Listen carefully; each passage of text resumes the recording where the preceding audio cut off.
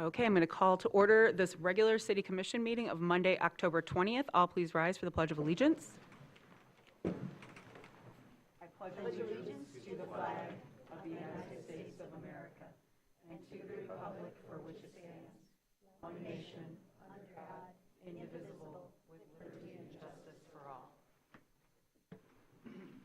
As always, we begin by acknowledging the land on which we gather is the territory of the Ottawa and Chippewa peoples who have stewarded this land through the generations.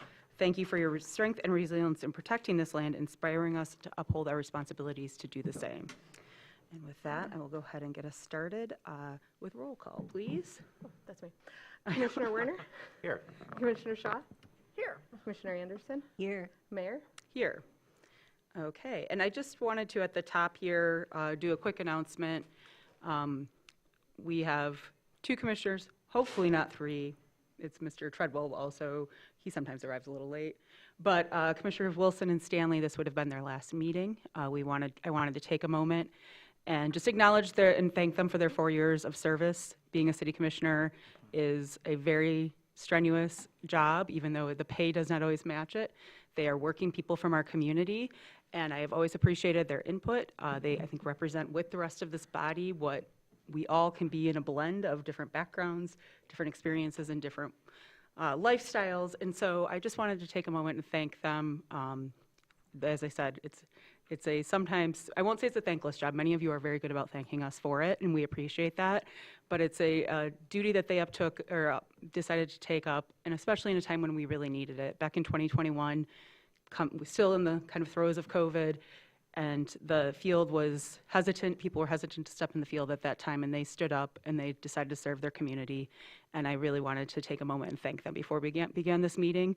They are working folks who work not just up here on the commission, but both of them have jobs that also work for the betterment of the community in their day-to-day lives. And I know that's what they're out working on, both of them now at 2 different respective places.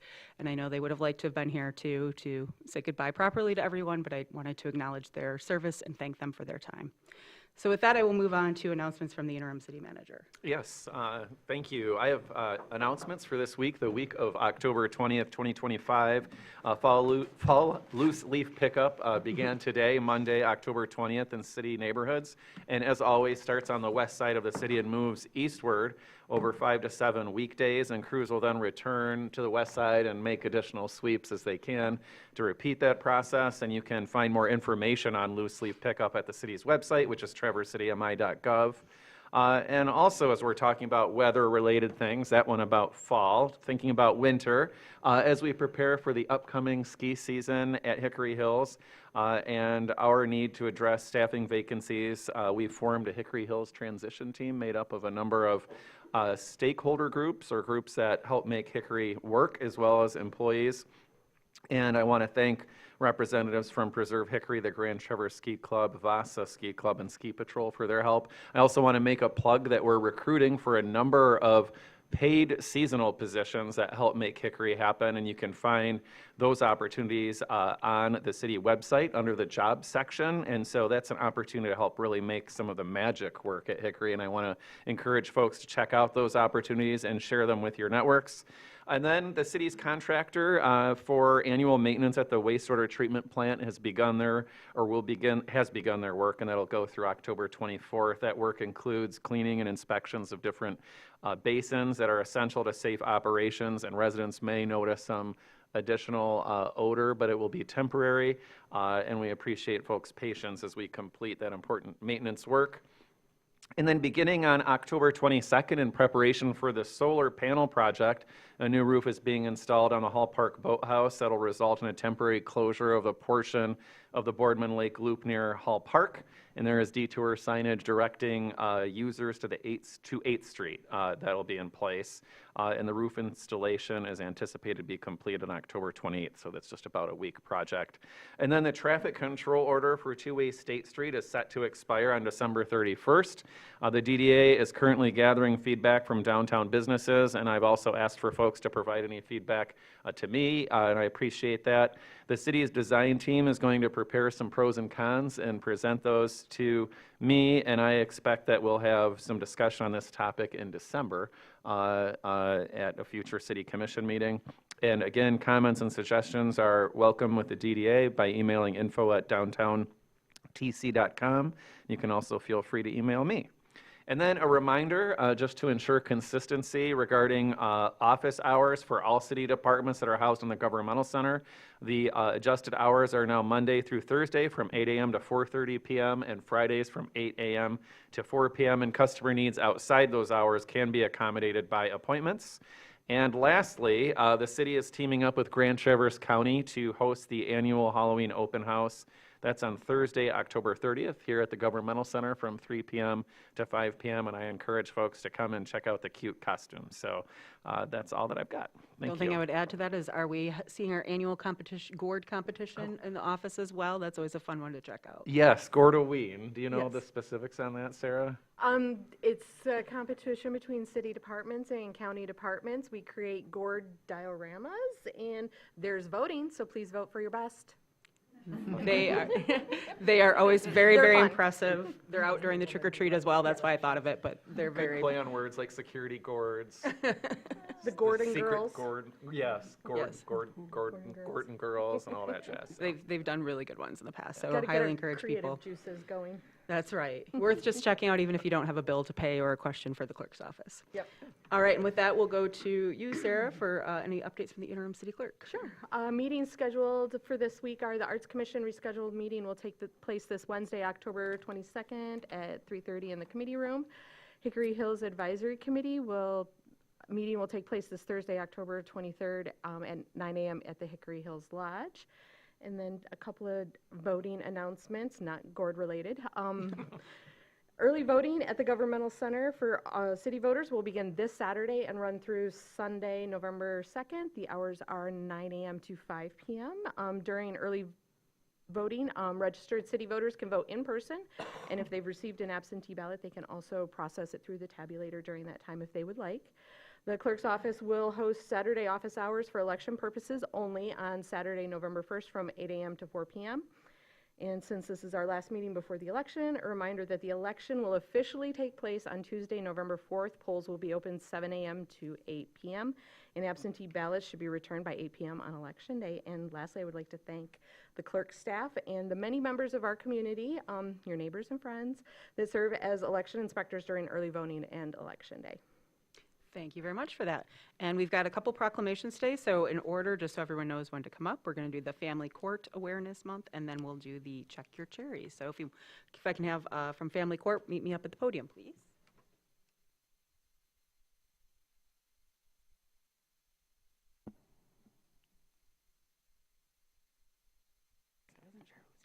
I'm going to read this and that, yes, and then I'll let you read. Okay. All right, we got another 2-pager here. Hold on. Okay, City of Traverse City proclaims Family Court Awareness Month, November 2025. Whereas the purpose of Family Court Awareness Month is to increase awareness of the importance of a family court system that prioritizes child safety, recognizes the unique circumstances and need of each child and family unit, and makes decisions based on the best interests of each child. And whereas it is recognized that the family court system handles more than 50% of all circuit court cases filed in Michigan. As such, there is a need for a court system that values continuity, permanency, and stability for each child and recognizes the need for a dedicated family court with judges and court professionals who prioritize the needs of the families and children of the state. And whereas we recognize that families have multiple needs in multiple cases to address those needs, there is a need to ensure that each family has a judge who provides consistency and understands the family's dynamics assigned to all those cases involving the family. And whereas we recognize the impacts of domestic abuse and how it presents within the family court system. And whereas we recognize the importance of specialized education and training for judges and professionals working within the family court system in the areas of domestic abuse, childhood trauma, substance abuse, mental health, and serviceability. And whereas we also educate judges and other family court professionals on the proper application of existing laws regarding families and children to ensure that the children's best interests are considered in every decision made by the family court. And whereas we must further educate judges and other family court professionals on empirical data and evidence-based, peer-reviewed research currently available, such research is a critical component to educating the decision makers regarding the best interests of a child. And whereas during Family Court Awareness Month, the state of Michigan seeks to educate the public and to continue to improve the family court system, therefore be it resolved, I, Amy Shamrow, Mayor of City of Traverse City, do hereby proclaim November 2025 as Family Court Awareness Month in Traverse City, Michigan. And Amanda, I'm going to go ahead and let you speak a little to this. Thank you. Good evening. My name is Amanda Newton, and I am a member of Protective Parents Michigan. I would like to thank Traverse City for acknowledging that child safety should be the priority in family court custody decisions.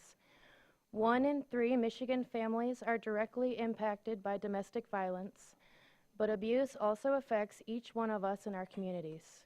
Without proper training for family courts on domestic violence, children continue to be exposed to abuse, and families need more social support, putting extra strain on local services like shelters, counseling, and child protective services. Post-separation abuse in family court puts children in harm's way because abusive parents are more likely to seek sole custody and are successful 70% of the time. Tragically, abuse is often not understood or believed by family court, and many children are ordered into unsupervised contact with abusive parents. I want to share some statistics so you can see why family court reform is needed. 60% of perpetrators who have abused their spouse will abuse their children.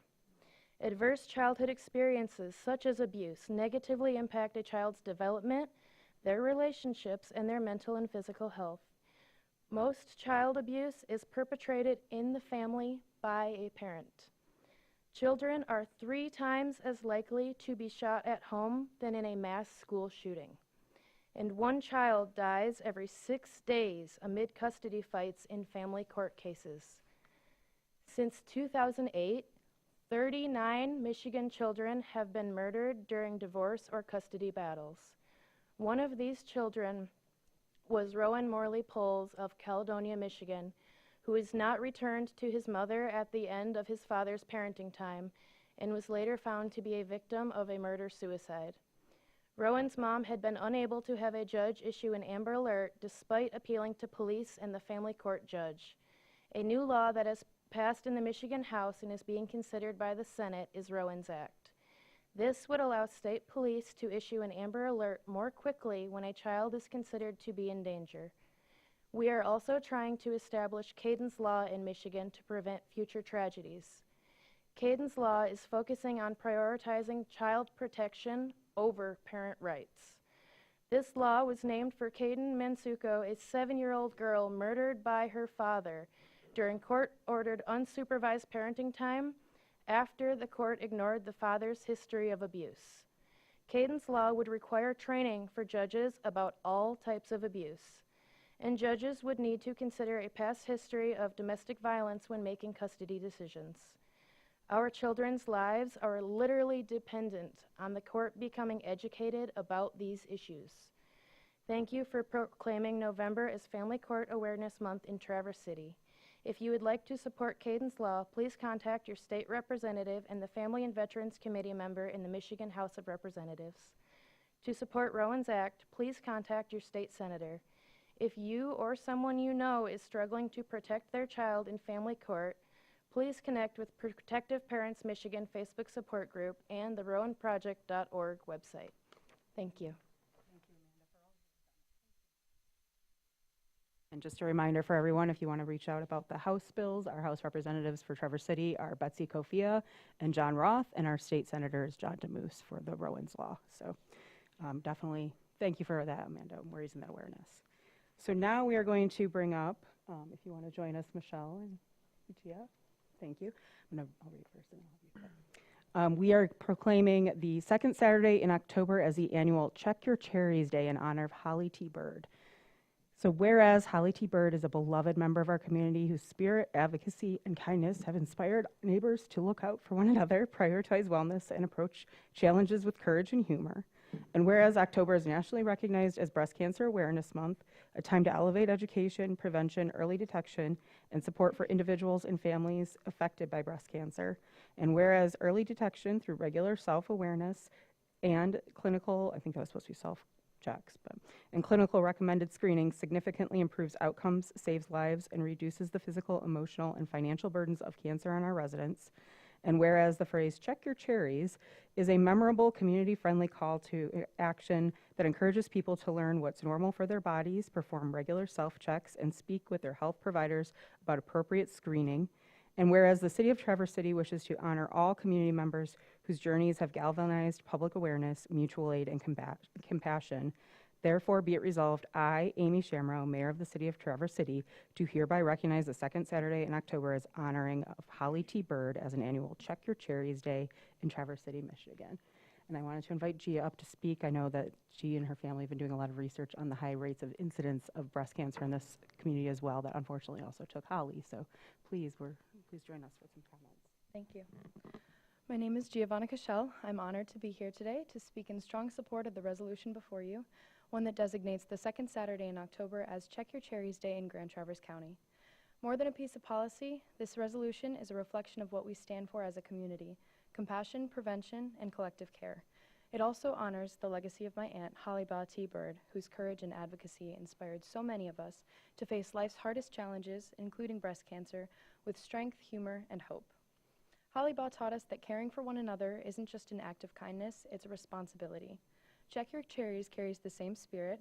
It's an approachable and memorable way to remind us all, especially women, to know our bodies, check regularly for changes, and to seek medical guidance early. These small steps, when taken consistently, can and do save lives. This resolution opens a door to a bigger and more urgent conversation. In Grand Traverse County, women under 50 are being diagnosed with breast cancer at higher than average rates. That's more than a statistic, it's a warning sign. Daughters, sisters, wives, and mothers are in the prime of their lives facing shocking diagnoses. This means that early detection matters here more than ever, and it means we need to ask why. Passing this resolution is an important first step, but it can't be the last. I urge this commission, alongside community leaders, healthcare professionals, and research institutions, to commit to supporting deeper research into breast cancer trends in our region.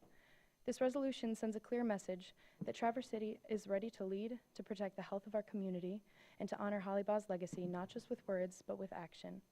So today I'm asking you to vote yes to empowering residents with the tools and knowledge to protect their health, say yes to awareness and prevention, and yes to a healthier future for us all. Thank you. Thank you. Thank you, Gia. Thank you, Mayor Shamrow, for the proclamation.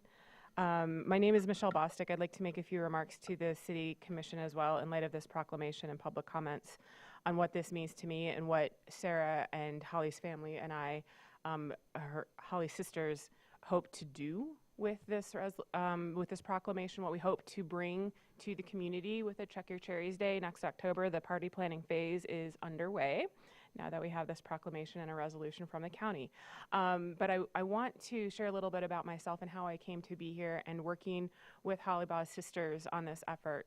And I can't really explain to you what Holly meant to me without telling you about my friend Christina. So I met her many years ago when I was working at the Grand Traverse Band, and at the time, Mr. Mayor Pro Tem was but a humble councilman. And he came in my office one Friday afternoon to waste my time, and while we were talking, I said to him, "Hey, I'm getting dinner with your cousin this weekend." And he said, "Which one?" And I said, "Christina from HR." And he got this look on his face, and he got kind of serious, and he said, well, I don't remember what he said exactly, but it was something along the lines of, "May God have mercy on all of our souls." Because this woman and I got on like a house fire. Sometimes in your life, you just find a person who is your person, who you don't have to explain things to. You get along. You're the same kind of weird. When things got rough for her, it was no time out of my day and no problem at all to support her through her rough patches. And she did the same for me. And her roughest patch came in 2022, when at the age of 34, she was diagnosed with triple-negative breast cancer. It was stage 3 at the time that they found it. When I when we found that out, we started doing research. We were going to get the numbers, we were going to get the data, we were going to, if we knew what to expect, then we were going to beat it. It was going to be no problem. This was going to be a blip in her plans to finish her degree from Harvard University, a blip in her plans to go to law school, and a blip in her plans for me to eventually nominate her to swear her into the Michigan bar, which I was very much looking forward to do, and I had no doubt at all that she was going to be there someday and join me in the bar. When she became ill, while we were looking for data, she couldn't find answers, because answers are really hard to find when you have cancer. Your question is, what is this going to feel like? When it's breast cancer, you have questions, what am I going to look like? Especially the younger a patient is, the scarier the diagnosis is. She wasn't really finding the, excuse me, she wasn't really finding the answers that she wanted.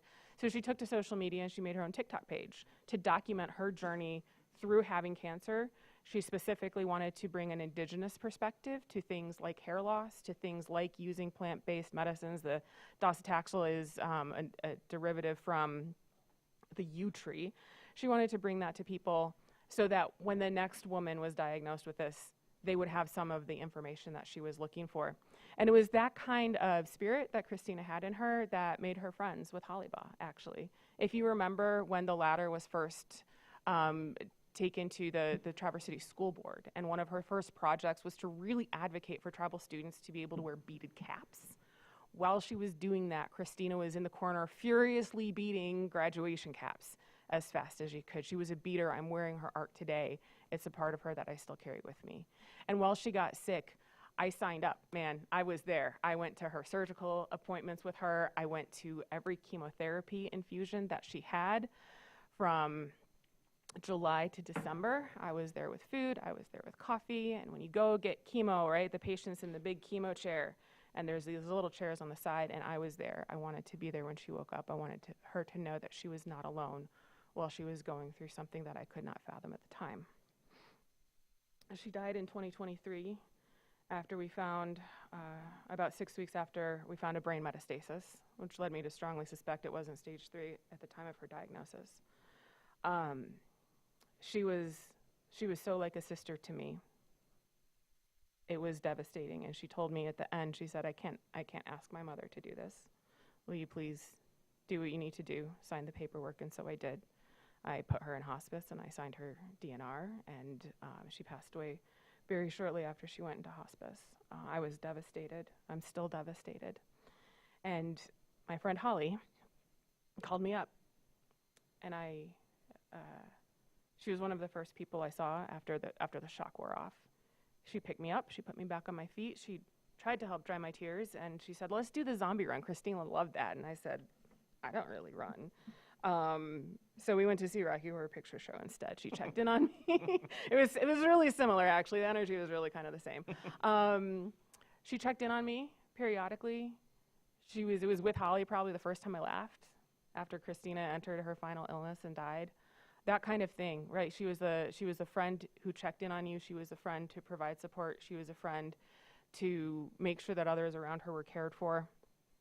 And she reached out to me again when she heard that I had been diagnosed with breast cancer 1 year after Christina's death. I was 41 years old at the time. It was my second ever mammogram, and I was diagnosed with stage 2 breast cancer. It wasn't triple negative, but it was HER2 positive, hormone negative, which is secondly aggressive to the dreaded triple negative. I knew from my research, right, all the research that I started when Christina was diagnosed, I knew that my results indicated that I had cancer, and I, like many others, like Christina before me, was terrified of what my journey was going to look like. What will this feel like? What will this be like? I had a pretty good idea from watching somebody go through chemotherapy, and I strapped up, and I went, and it was my turn to sit in the big chemotherapy chair and look at that little chair in the room with me, that empty chair that Christina never sat in because she was already gone from this. And that weighed very heavily on me. And when I got to the end of the chemotherapy, after my very last treatment, I was in bad shape. I'd been in the hospital. I needed a blood transfusion. I couldn't finish my last dose of chemotherapy. The oncologist said, your body can't take it anymore, so we're going to have to end it early. That scared me. Finishing scared me. The whole thing's awful, if anybody knows what I'm talking about. And while I was recovering from what turned out to be my final dose of chemo, Holly called me. And I asked the county commission when we presented the resolution, I'll ask the city commission as well, and just people who are listening, what are the odds? What are the odds that all three of us, in the space of 3 years, were each diagnosed? Christina and I were both under 50. Holly was still young for a breast cancer diagnosis, especially one that was so strong and so late in the game.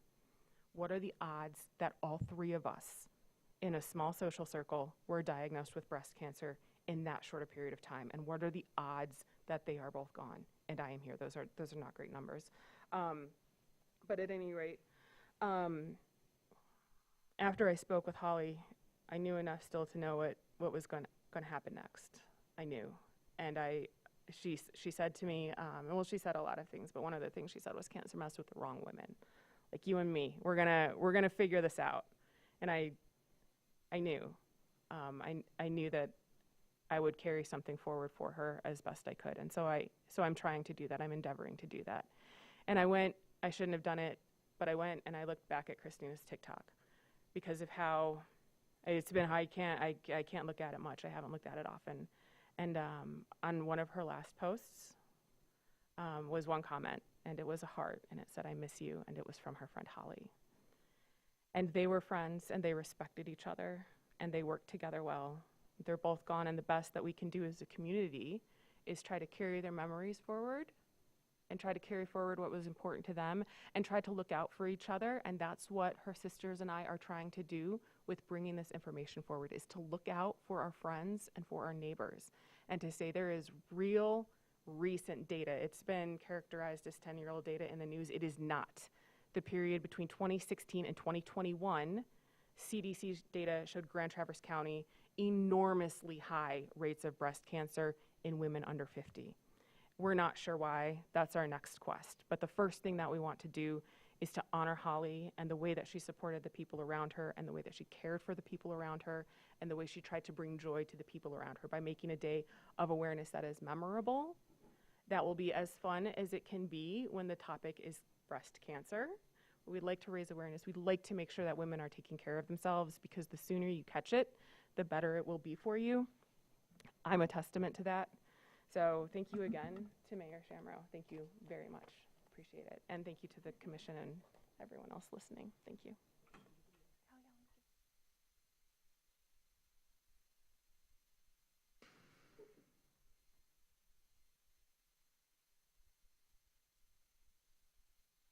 And I'll just say before we get set up here to go back to our schedule, we were approached about doing a resolution because of when we were approached with our scheduling. We could do a proclamation at this time, but not a resolution. Regardless of who's sitting up here, I do hope that there's a resolution before this body in the near future. Michelle spoke a little bit to it. I'm a member of AEW, and we had a presentation at a program in 2017 about the high rates of breast cancer in this community. I know myself, and I'm sure probably everyone in this room knows someone very close to them, if not themselves, that has had breast cancer as a member of this community, and it is definitely an issue that we are aware of, and also understand that we are a high rate, and that is statistically shown out there, and we all need to be together to resolve to do whatever we can to move that research forward and help the people who need help. So I thank them for that, and I just wanted to apologize to Gia, because I know the resolution had been out there, but we just couldn't get it done in time. So I appreciate your words still, and I think that call to action is going to be relevant no matter what. So thank you for that. So with that, we'll move on to our consent calendar. I'm going to hand that over to you, Sarah. Okay. The purpose of the consent calendar is to expedite business by grouping non-controversial items together to be dealt with by one commission motion without discussion. Any member of the commission, staff, or the public may ask that any item on the consent calendar be removed therefrom and placed elsewhere on the agenda for individual consideration by the commission, and such requests will be automatically respected. If an item is not removed from the consent calendar, the action noted in parentheses on the agenda is approved by a single commission action adopting the consent calendar. 1, consideration of approving the minutes of the October 6, 2025 meeting of the City Commission. Approval recommended. 2, consideration of adopting to make permanent traffic control order 746, which provides for tree lawn parking on 300 South Cedar Street. Approval recommended.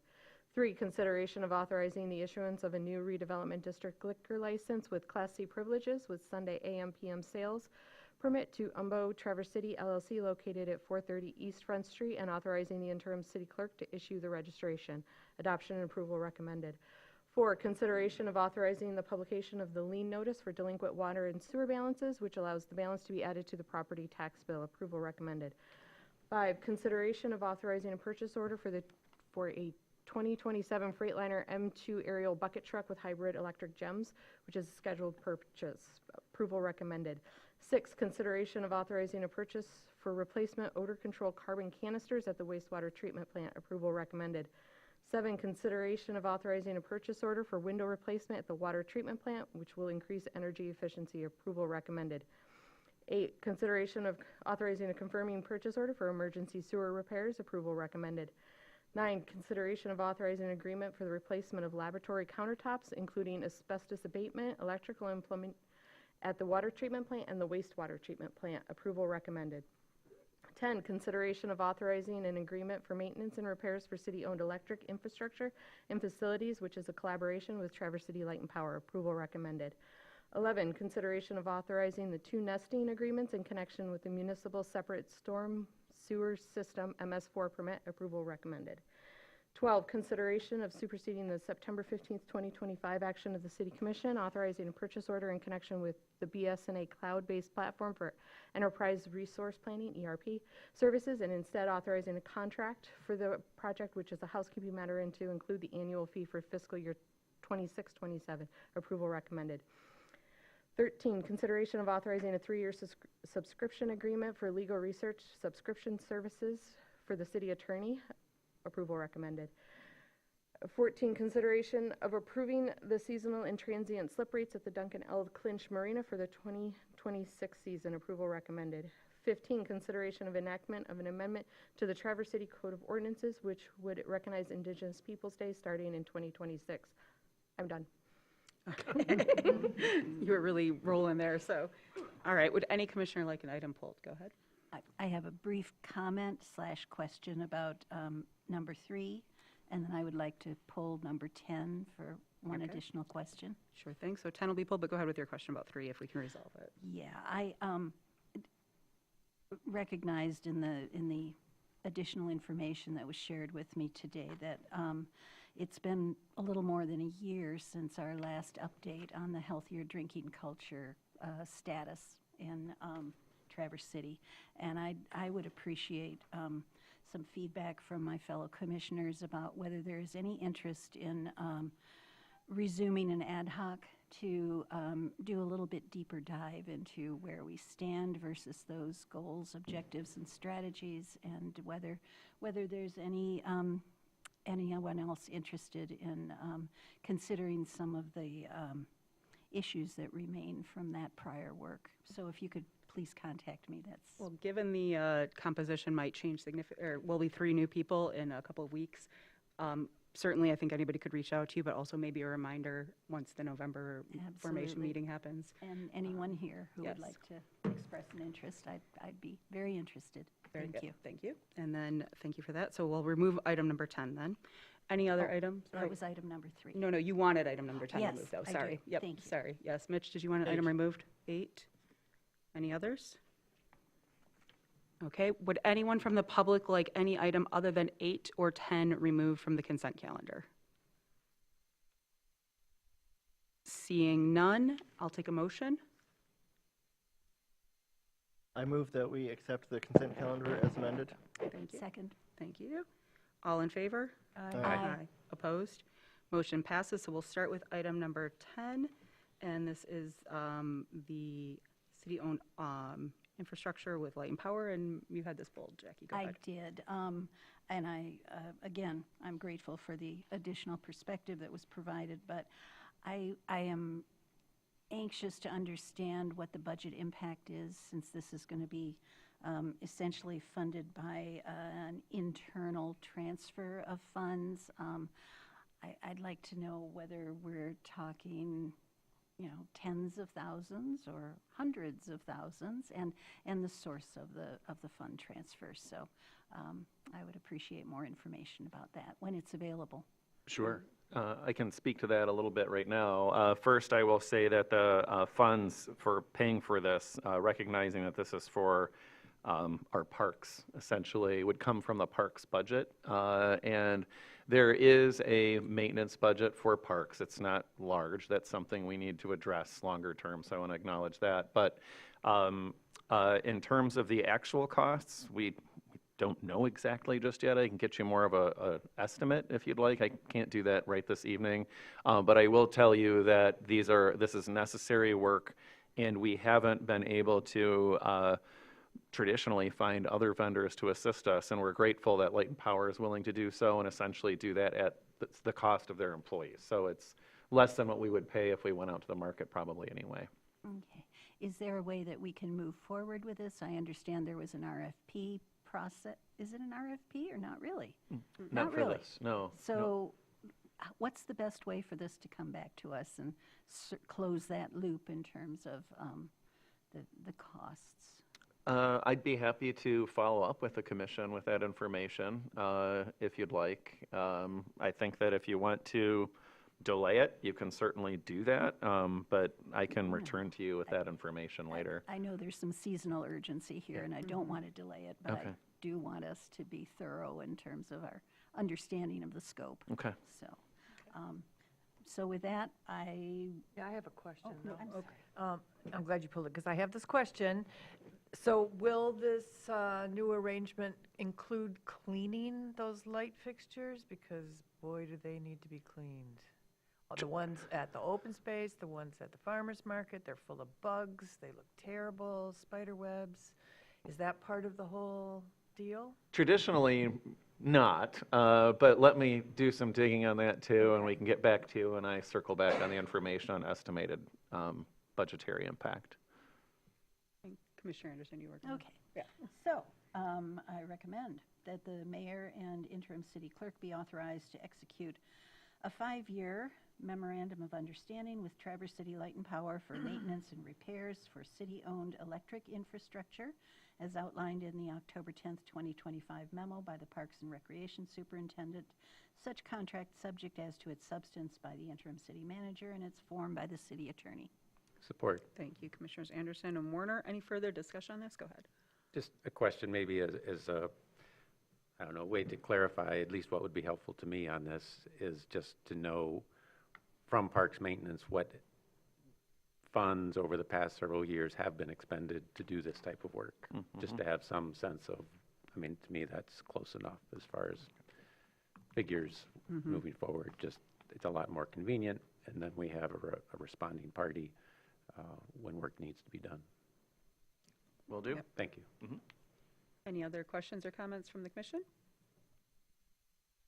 Seeing none, any public comment on this item? Seeing none, I'll bring it back. All in favor?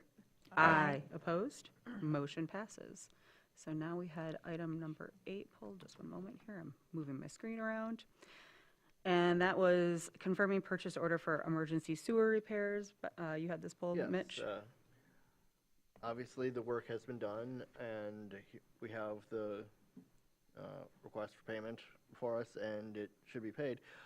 But I was a little concerned when this did happen, not least because it involved the discharge of a relatively small amount of sewage, but still a discharge of sewage into an adjacent waterway that did result in a preemptive closure of some beaches and closure of those waterways to human access. Yes, it was a small amount, and yes, the normal flow of Kids Creek and the Boardman River did flush it fully from the system in a matter of hours. But I am a little concerned that one of these 4 repairs is flagged as having been the city's responsibility, and I am a little curious about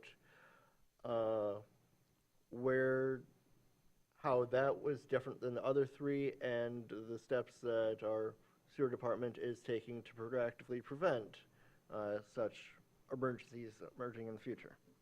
Yes, and Mr. Krieger, our Director of Municipal Utilities, is going to, will you please respond to that? I should say, Absolutely. thank you. Be glad to. Art Krieger, Director of Utilities with the city. That's a great question, Commissioner Treadwell.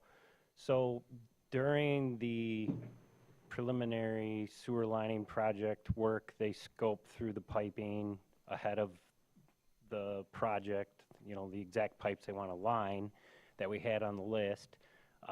They found this spot that the city, the one you're talking about out of the four, this location had a sag in the pipe and the camera went underwater and they couldn't see what the damage, or, what, if there was damage or anything. So that was found during actually the SAW grant even way back in 2018. And it was why we had it on the list. But that prevented the contractor from actually lining it because it can't line through a sag in the pipe, and we wouldn't really want that to stay in there and have it lined. So that was the reason we needed to go in and fix it, and it was a tough situation right there by the creek, very deep in a sense, like 9 feet down, and so there's a lot of groundwater to deal with, and it was over the conditions were more severe than what the city crew could actually handle. So we called in the expert to do it, and they did a great job, but it took them almost all day to do it. Anyway, that's the reason we pulled them in to do this project for this particular repair, and it was needed so that we can line it. And it hasn't quite been lined yet, but it will be lined with this project. So you think that this is an isolated case, that we don't have other SAGs elsewhere in the system? There probably are some other SAGs. We're not aware of any others at this time, but we're still working on doing the televising of the rest of the system that wasn't included in the SAW grant. So, I mean, there could be more out there. They typically will flow wastewater through them. They just take a little more buildup behind it to push it through. It acts like a siphon in a way. And this is one particular area of the city where both the depth of those utilities and the relative height of the groundwater does exacerbate the issues. Absolutely. Yep. Do we have any other questions for Art or a motion? I recommend that the city proceed with full payment to Chinton Elmers in the amount of $76,561 and seek reimbursement or withhold payment from the responsible contractor as appropriate. Second. Hold on. We need the actual motion at the top of the, Oh, because that one sorry. won't, it's legally tricky enough that we would like the one at the I top. was reading one of the Yes. other memos. Yep. That this recommend that the city commission authorize the confirming purchase order issued to Team Elmers in the not to exceed amount of $76,561 for 4 emergency sewer repairs with funds available in the sewer fund 590. Thank you. Second. Thank you, Commissioners Treadwell and Shaw. Any further comments on this item? Any public comment on this item? Seeing none, I'll bring it back. All in favor? Aye. Opposed? Motion passes. Thank you all for that. And we'll now go on to our old business. So our first order of old business is a public hearing on special improvement 25-02. A question before we start with this, did we get any extra responses before this? We did not. And so the current standing, just for the record, is 6 affirmative votes and 5. Eight. 8 sorry, affirmative and 9 no's out Yes. of 18 possible responses. So we're missing one We're response. missing one. And Okay. it requires, as a technicality, 5 votes. If we had had one more objection in writing, it would take 6 votes. So because this was a published hearing, we will conduct the hearing. The action that may or may not be taken after will be up to this body. So with that, I will open the public hearing for this special improvement district. Okay, and I need to read a I a guess. statement. The public hearing of an assessment role for a special improvement district also acts as a board of review for those who are receiving a proposed benefit and proposed special assessment. It's extremely important to preserve your right to further appeal by recording your attendance at this meeting. Even if you do not plan to speak publicly to the city commission tonight, we still ask that those in attendance who are a part of the proposed district to please state your name and address so that the city clerk may record your attendance. Okay, does anyone, is this one where we have to go by first by proximity, or do we just have any general public comment? Go by general.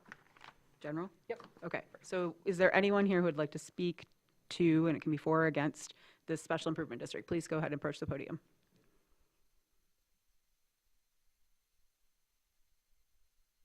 Good evening, and thank you for, my name is Michael Newman, that's Newman, and we reside at 1223 Santos Street.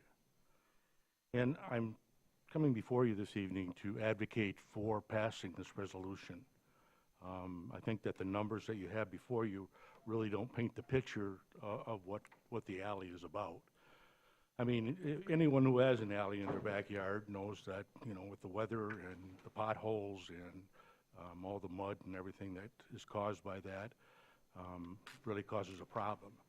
So I took it upon myself to go and seek out from the neighbors information as to whether they would support that. And at the time when I did that, I received more in favor of it than were against it. And some of the neighbors couldn't be reached. And perhaps that's why you don't have all of the votes.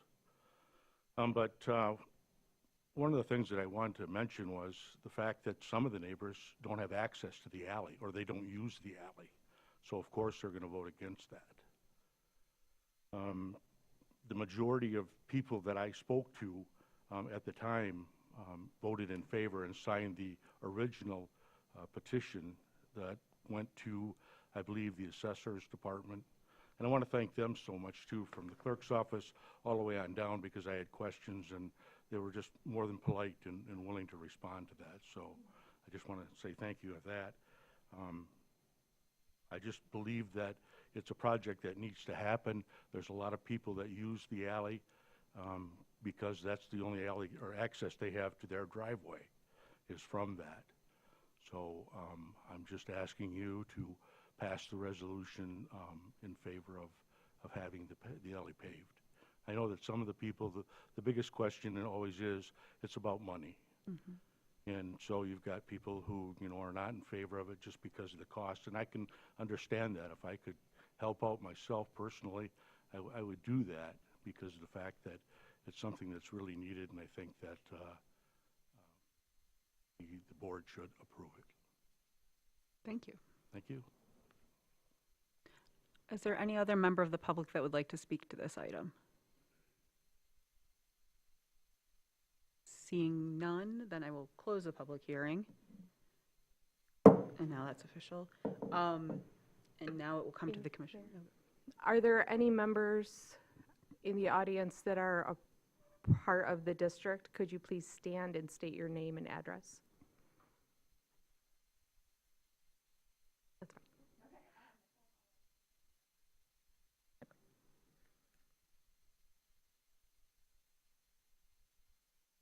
Thank you.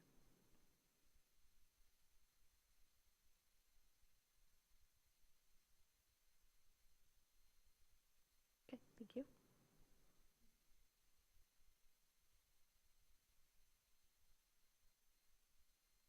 Thank you. And sir, you live within the district too, right? Okay. Yes.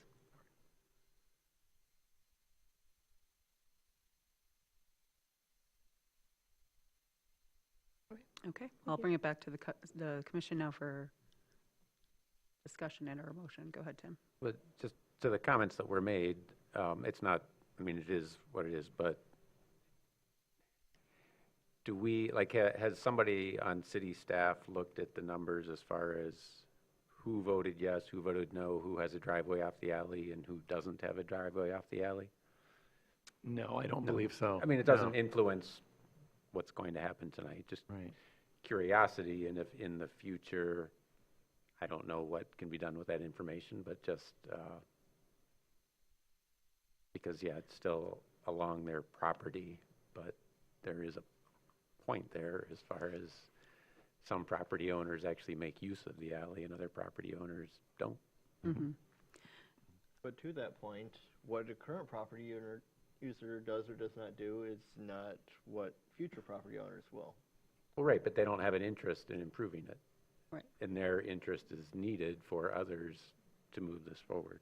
So I have a question somewhat along those lines of, if this does not pass tonight, this doesn't prevent another conversation from happening and someone bringing it back with, after maybe having different kinds of discussions with their neighbors about the impacts or other because I'm very conscious of the conversations, and I know how those things can go, where everybody seems to be on board with something, but then they get the bill. Especially in these tougher financial times. That said, this doesn't preclude that if 6 months from now or a year from now, the conversation happens again, it could come back for another discussion, correct? It could come back depending on the amount of time that interested folks may need to do a new petition if the costs have changed, so that those signing the petition are signing with current information, but absolutely it could come back. Okay. Go ahead, Jackie. As you know, I've been sensitive to the issue of affordability, and I hope I'm interpreting the packet info correctly, that it represents an additional $641 in property tax per year for the next 10-year period. That's correct. And, these are homes that mostly have values below the median home value in Traverse City. I see this as potentially a burden for those on fixed incomes or with lower incomes. My question is, what happens if a property owner simply can't afford to pay this extra assessment? Yeah, it becomes a lien just like any other taxes would. It's collected in the same manner as taxes, so that would be the ultimate result. So ultimately, ownership of their property is at risk. If you take it all the way out to the conclusion, it could be, Okay, yes. thank you. Tim? Yeah, not for tonight, but again, for future follow-up. Along those lines, there are programs to help homeowners with utilities, that sort of thing. Are there state programs that would help? It seems like a stretch, but help with something like this, where it's a new added burden, somebody that's on fixed income. I don't know the answer, but we can look. Thanks. And on similar lines too, another question is, we've kind of shifted even since I've been elected in the last 10 years, how we do streets a lot. Like there used to be some more special assessments, things like that done. Now I think we have different conversations about streets and sidewalks than we did even then. Is it pretty much still for alleys, you either tax yourself with an SID or nothing gets done? Yes. Yes, and And- that's because that's called for in the infrastructure strategy policy of the city commission. Right, and so my point to all that, it was really a question for the public, because I did already know the answer, but that is something that I think we have to be realistic about. We have skyrocketing home values around here, people who have been in their homes for decades and are just making it do. And I appreciate the comment that would even pay to help their neighbors, and maybe there's something like that, that if got brought back in a different proposal or something that could be brought to the city, that might change that number. But I, too, am hesitant to say, with a majority against the special improvement district, to force a tax on some people that right now don't seem to be prepared to do it. But I think to Tim's point about what's out there as a availability for public funds help, but also the city commission any city commission going forward, as well as staff looking at, I think for a long time, things were done very black and white, how they always have been, but we've been creative on other things, and perhaps this is something we could be a little bit more creative on, so that a piece of infrastructure within the city that is public right-of-way to a point is not just subject to either taxing yourself or not having anything done at all. That seems like some extreme there. Go ahead, Mitch. Yes, this gets further back in the process at the interface of the petition and the assessor's district.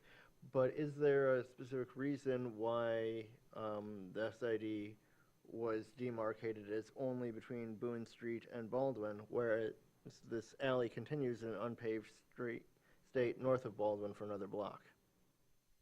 That is what the property owner that initiated this, those were the boundaries that they proposed. Mm-hmm. Okay. It That's just seems the reason. reasonable from my perspective if,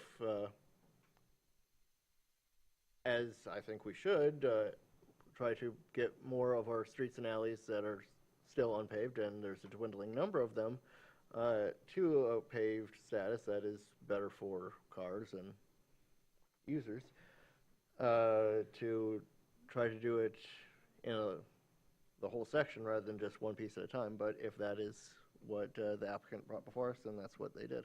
And that, I think, goes also to the point of the system as it has been, versus what may be more practical now with what we're facing as far as the status and the conditions of some of these alleys and other spaces that have traditionally been paid for by the taxpayers themselves, but Yeah.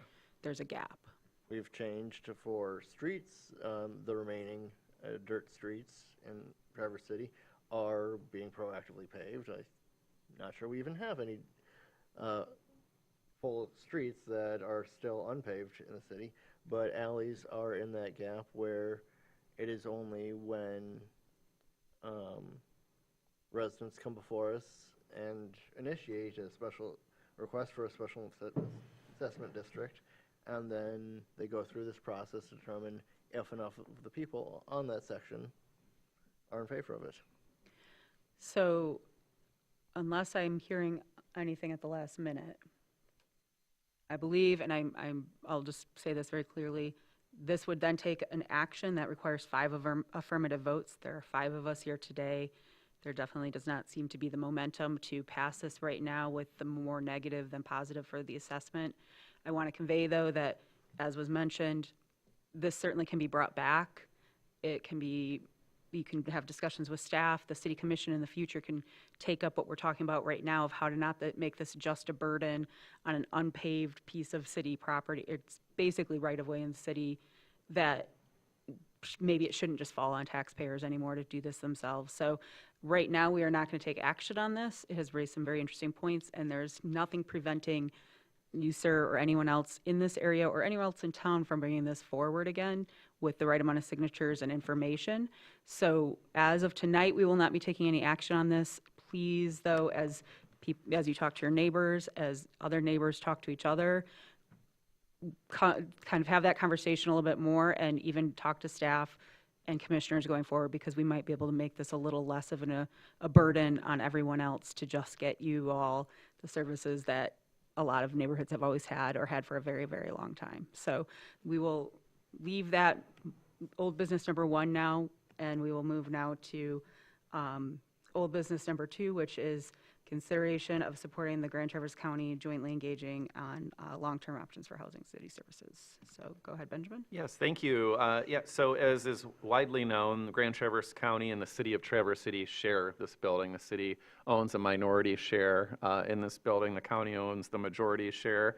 We've operated here since 1979. The building is about 46 years old, and there's discussion at the county level specifically, and the county has engaged the city on the future of the governmental center in terms of, does it make sense to, at some point in time, maybe invest a lot of money in shoring up this building? Does it make more sense to locate some of the city services somewhere else, a different part of the campus? There's a whole number of different options that could be considered, as well as the joint law enforcement center that the county and the city co-occupy. And the Grand Traverse County has issued a request for proposals to have a consultant assist in developing options for the future for housing these different services that are located in this building, as well as a law enforcement center, and present those options and all the things that we might want to think about when we consider them.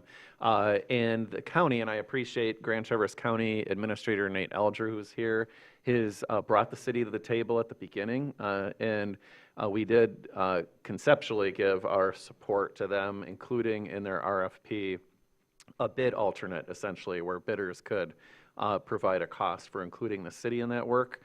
Ultimately, if once the RFPs are submitted, then it would require authorization from the city commission to actually authorize an agreement for those services. So what I'm really here asking you for tonight is to conceptually support the city and the county jointly engaging a consultant to assess the long-term options for housing those different services that I mentioned.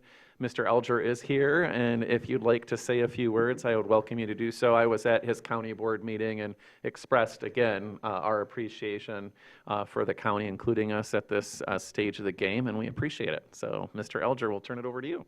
Thank you, Mr. Mayor and Ted. Good evening, Commissioners. I appreciate the opportunity to give you a brief update and some background as to where Grand Traverse County is in this process. You may recall that in January of 2024, we did a joint facility master plan through Tower Pinkster. Specifically, all county buildings were looked at, but for the city and the county, this building was looked at. And they have some pretty interesting takeaways from that review of this facility. Ultimately, they had some key findings as far as the building system. The HVAC systems are inconsistent, inefficient, and a full modernization is recommended. The electrical infrastructure is obsolete and under capacity for current draw. If you've been here during Halloween or during a crock pot day, you know that we blow fuses. The plumbing systems are at the end of life, and that is more important for the people on the first floor than the third floor. And the roof and exterior cladding is falling off the building, and it's allowing moisture intrusion. As far as accessibility and security, we are not in compliance with the ADA specific to our entrances, exits, restrooms, and elevators. And our security systems are fragmented, to say the least, and poorly integrated.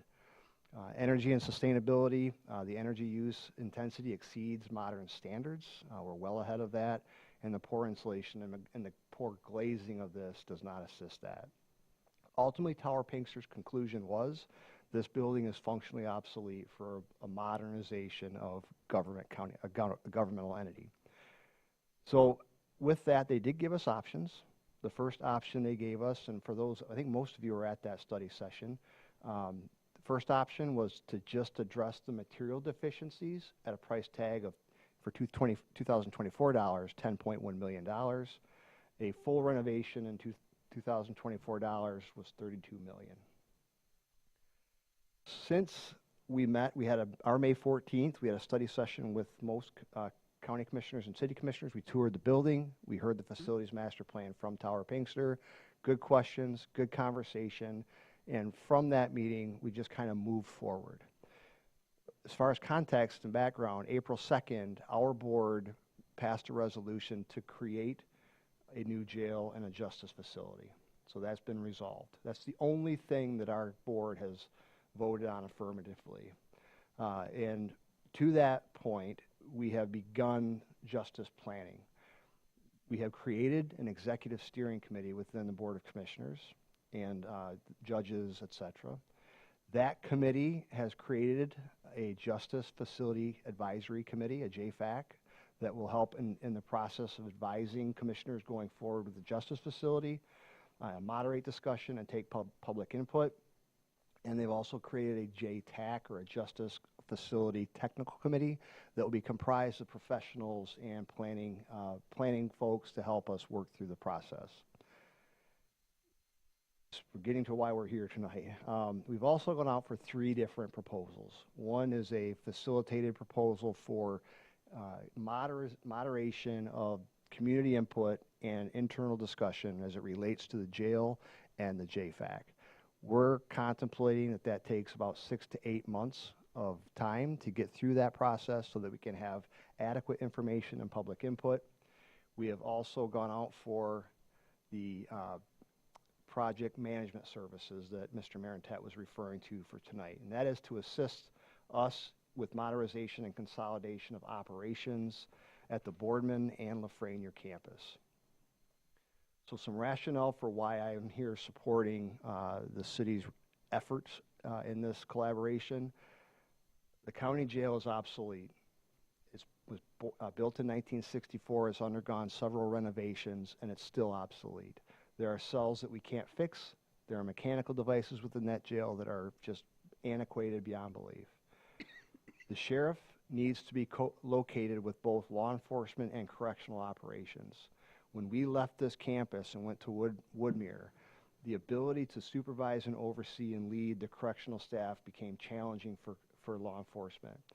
The jail is a much smaller operation than law enforcement, but they have an equal amount of liability associated with them and the challenges in their day-to-day operations. Both the sheriff and the chief wish to remain co-located. So that presents us a challenge because the city police department cannot operate outside of the city limits, and the sheriff has to have a home, at least conceptually, within the county seat.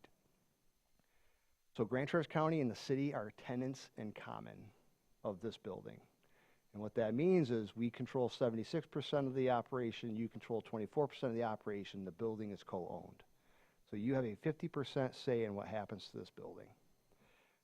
We are currently working with Ms. Tribelau and our council to kind of work through that agreement that we have that's dated, to try to update it, make it more user-friendly, so that if sometime in the future we have to have a push either way to determine what we do with this building, there needs to have, that has to be resolved at some point in time. And as I just said, the governmental center is functionally obsolete.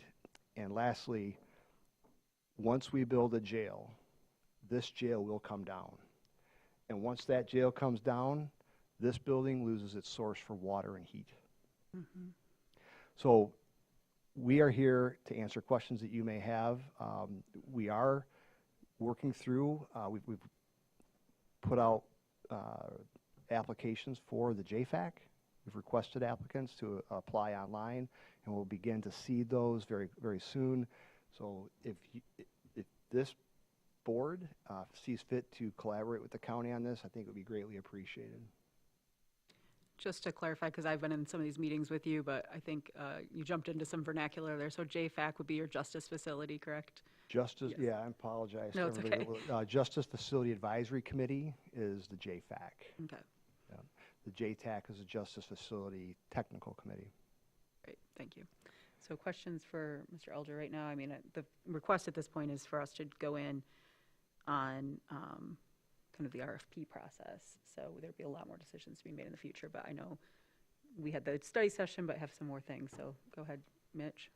Ultimately, it's up to what the county does, but has there been any even conceptual investigation of an Act 425 for properties on the Lafreniere corridor so they could legally be still in the county seat? We have not yet engaged in that conversation, but that if that is something that we wish to consider, we certainly could. I'm just seeing it as a potential option that I don't see on paper, but So your proposal would be to annex Lafreniere and give up this, or not build here on this property that we all already no, jointly I'm own? not proposing that. I'm just wondering if that is something that anybody has been considering. Interesting. We have not yet talked about that, Thank you. Commissioner Treadwell. Other questions right now? Okay, No, no questions. I can make the motion. fantastic, thank you. Uh, Could you drop the word conceptually? Oh. Huh? Yes? Can we drop the word conceptually? Why Yes. would we just conceptually support it? Right, we Yes. want to actually support it. Okay, We're good. supporting the concept. Okay. I like I move that the city commission support the city of Traverse City and Grand Traverse County jointly engaging a consultant to assess long-term options for housing city services, specifically those presently located at the Governmental Center on Boardman Avenue and the Joint Law Enforcement Center on Woodmere Avenue, with any future agreements to require city commission authorization. Support.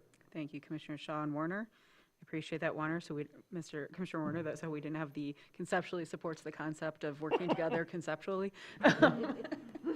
Do we have any other comments or questions from the commission at this time? Go ahead, Mitch. Yes, I can understand the current assessment from the consultant that this building is functionally obsolete, and I have sat in the training room on a winter day and can feel the draft coming in through the window cracks in the corner. But I do have to wonder, yes, this building has been sitting in for 46 years, of how do we get to the best point of a building that is still functional 46 years down the road. That is, in all likelihood, past the time that any of us are still serving on this board, and even staff will likely no longer be in their current positions. But we still need to, at both the city and the county level, be planning for a future that is far beyond us.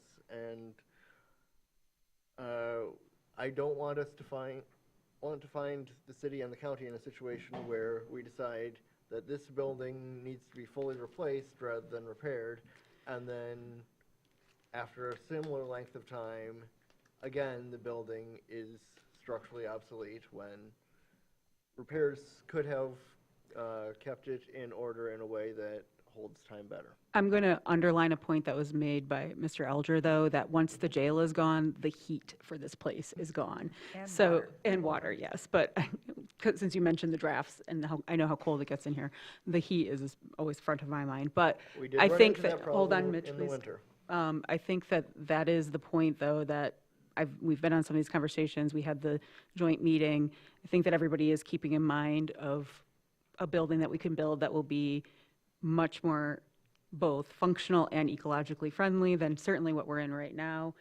No building lasts forever as its intended well, I shouldn't say no building. Very few do anymore if we look at antiquities versus today.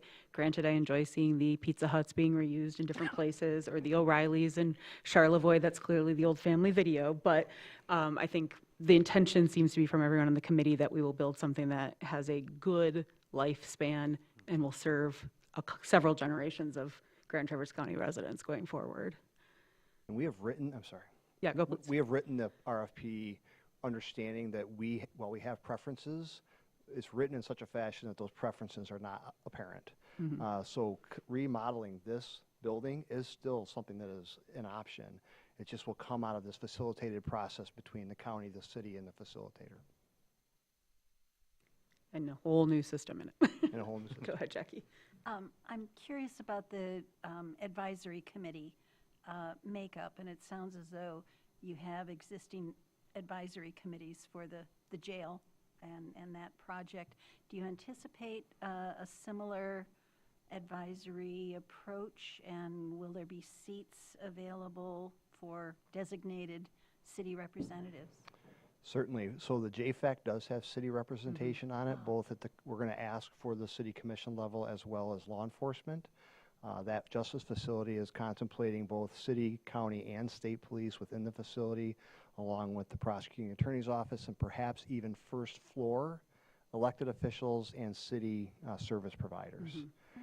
So while obviously we're a long way from making any big decisions, but the leading horse for the justice facility is to be on the north side of this campus adjacent to Washington.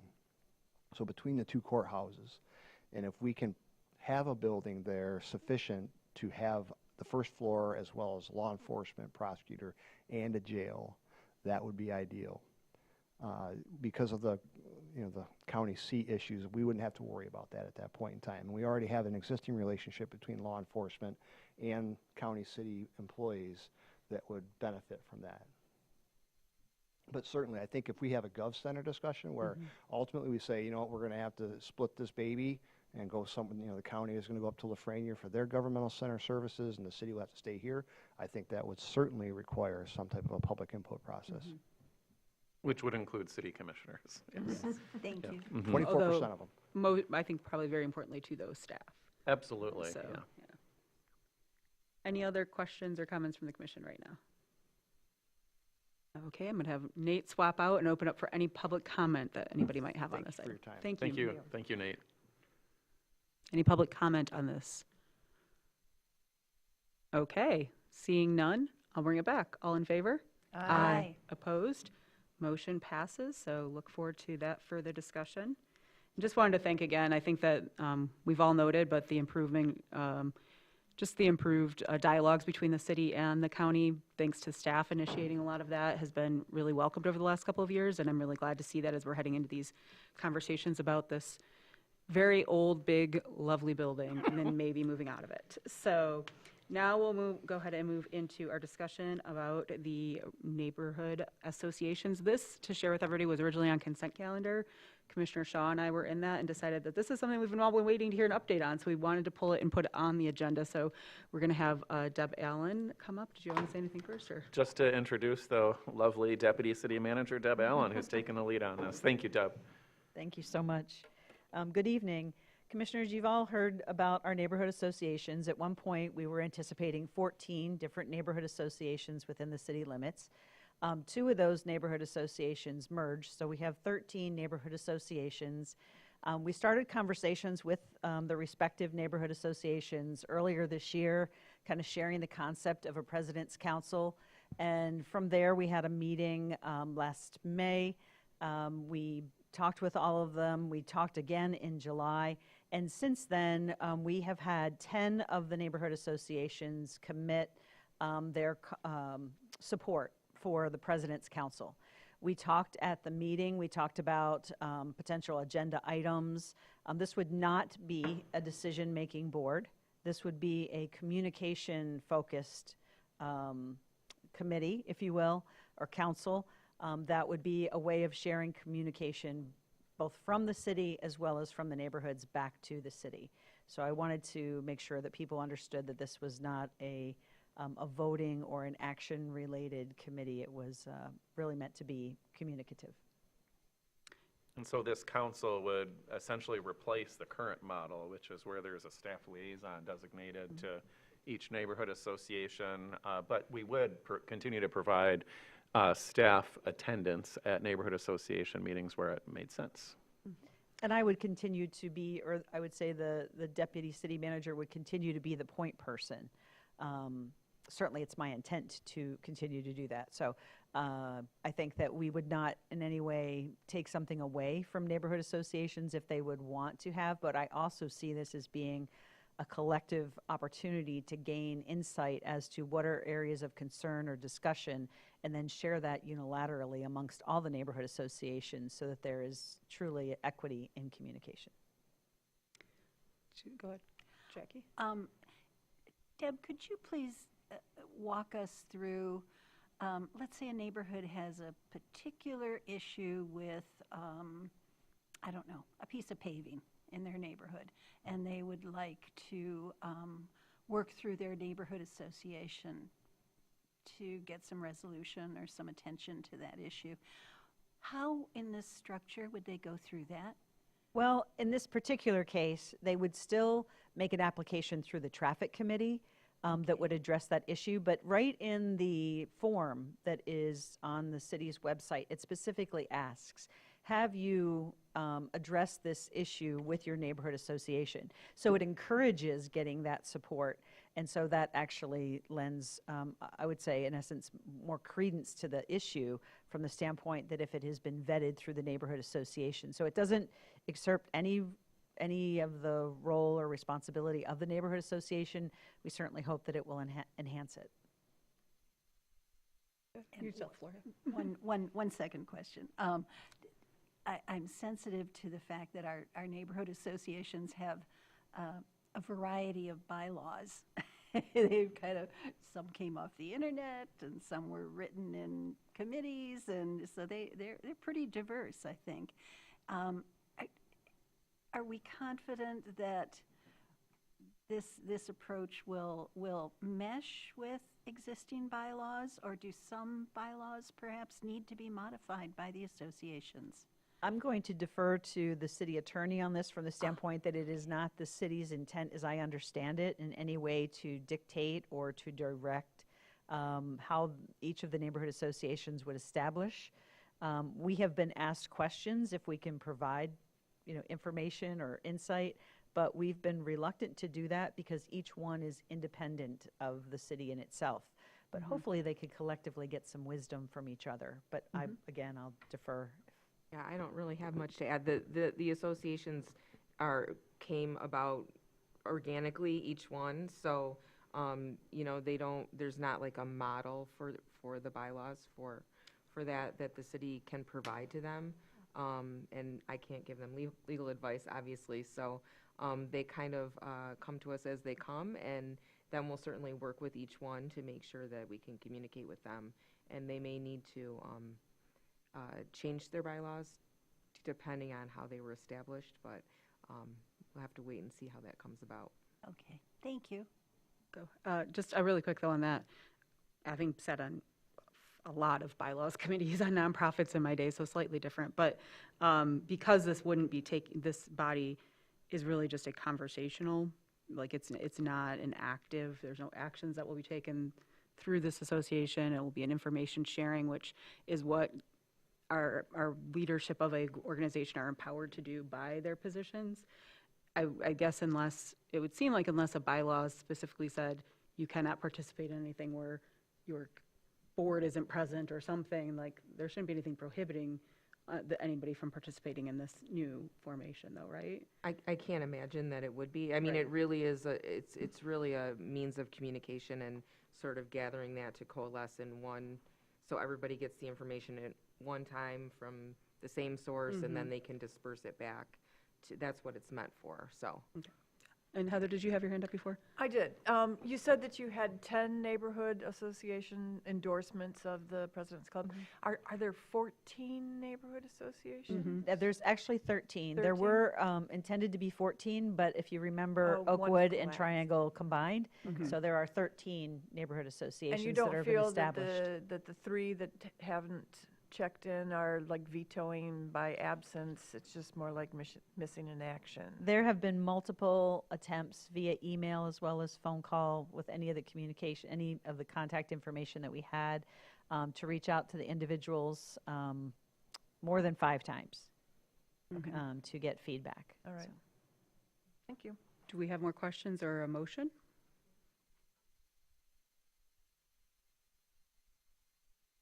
I see, I was gonna say, I see a glasses changing happen. I recommend that the resolution recognizing neighborhood associations in Traverse City be amended to establish a neighborhood residents council. Consideration of amending the resolution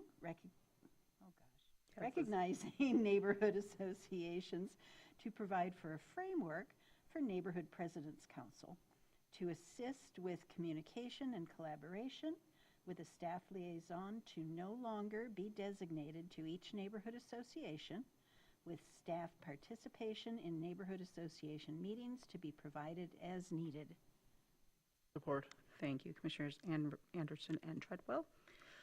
Any comments or questions further from the commission right now? And it's okay that the wording of this is really not clear? It's kind of wonky. Well, I think what it's basically, what I read it to say in a kind of wonky way is to say, before we had staff liaison, so we're kind of rescinding that as part of this too. Yeah, it's the second sentence. Yeah. You know, where it's amending to establish, and then we're amending, it's not, second one is even an Consideration of amending the incomplete sentence. resolution recognizing neighborhood associations to provide a framework with. Sorry, my computer just like closed, the screen just closed. Let me pull that up here. So what it says is the resolution, sorry, I'm saying this a little bit out loud to help myself too. The resolution recognizing neighborhood associations in Traverse City be amended to establish a neighborhood presidents council, period. Consideration of amending the resolution recognizing neighborhood associations to provide a framework for a neighborhood presidents council to assist with communication. Yes, yeah. You need is. Yes. Right. Cross some of that out. Yeah, so it should just be I was the, like, what is missing when I couldn't- Insert the word is before to provide. Yes. right, yeah. Thank you Yeah. for that, yes. Okay, but, so we'll have that as you read that in there though, didn't you, right? Correct, yes, so we don't need to amend the motion. Do we have any other comments or questions? The only thing I will add, because I've had some people bring it up to me, that they don't go to their neighborhood association meetings, they're on inconvenient night, or they are, not their cup of tea, they don't feel conversations are welcome, and those have ebbed and flows over the years as leaderships change, and that's part of organization, right? And so I would say that to Jackie's question, it's great that that is going to be this is another way for issues in neighborhoods to be addressed through this council, but also don't want to I want to clarify to people that you can still go and report things on sites, contact staff yourself. You don't have to go through the neighborhood association either if for whatever reason it's not serving your purpose. This is just a way to improve that communication amongst the elected leadership and to help our city staff out so we don't have to find 13 people to fill meetings for the next few years. So I just wanted to clarify that because I have heard that a little bit lately too. Thank you. So. Any public comment on this item? Please feel free. Going once. Okay, seeing none, I'll bring it back to the commission. All in favor? Aye. Opposed? Motion passes. Thank you for all your hard work on that, Deb, and really, I don't think we have credit enough, but great way to innovate something that was starting to kind of stretch staff at the seams and find a nice solution that works for everybody. So thank you for that. So now I'm going to gladly hand this back over to Jackie for our ethics ordinance. So take it away. She's back with a grateful heart for all of you who have traveled this path to come to the point where we may actually be able to enact an ethics ordinance this evening. The last time we were here, there were some high-quality input and suggestions about improvements, and those have been incorporated. Our timing is also, I think, excellent because on November 3rd, there will be an opportunity for the voters to amend our city charter to require, 4th, sorry. Although early voting. To amend our city charter to actually require exactly such an ordinance. So I am very grateful to everyone who has spent months making improvements and getting to the point that we are at now. And I wanted to share an email from one of the members of the public who has been a faithful inputter and participant, and there have been a number of them who could not be here tonight.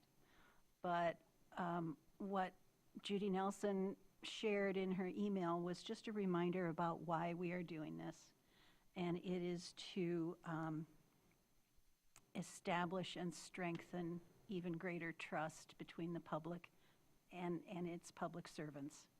And it is so important that we have managed to include in this ordinance not only direct conflicts, but also perceived and also indirect interests are covered within the policy. So, and the inclusiveness of this, in that it's not just staff and it's not just elected officials, it is everyone who serves the citizens of Traverse City.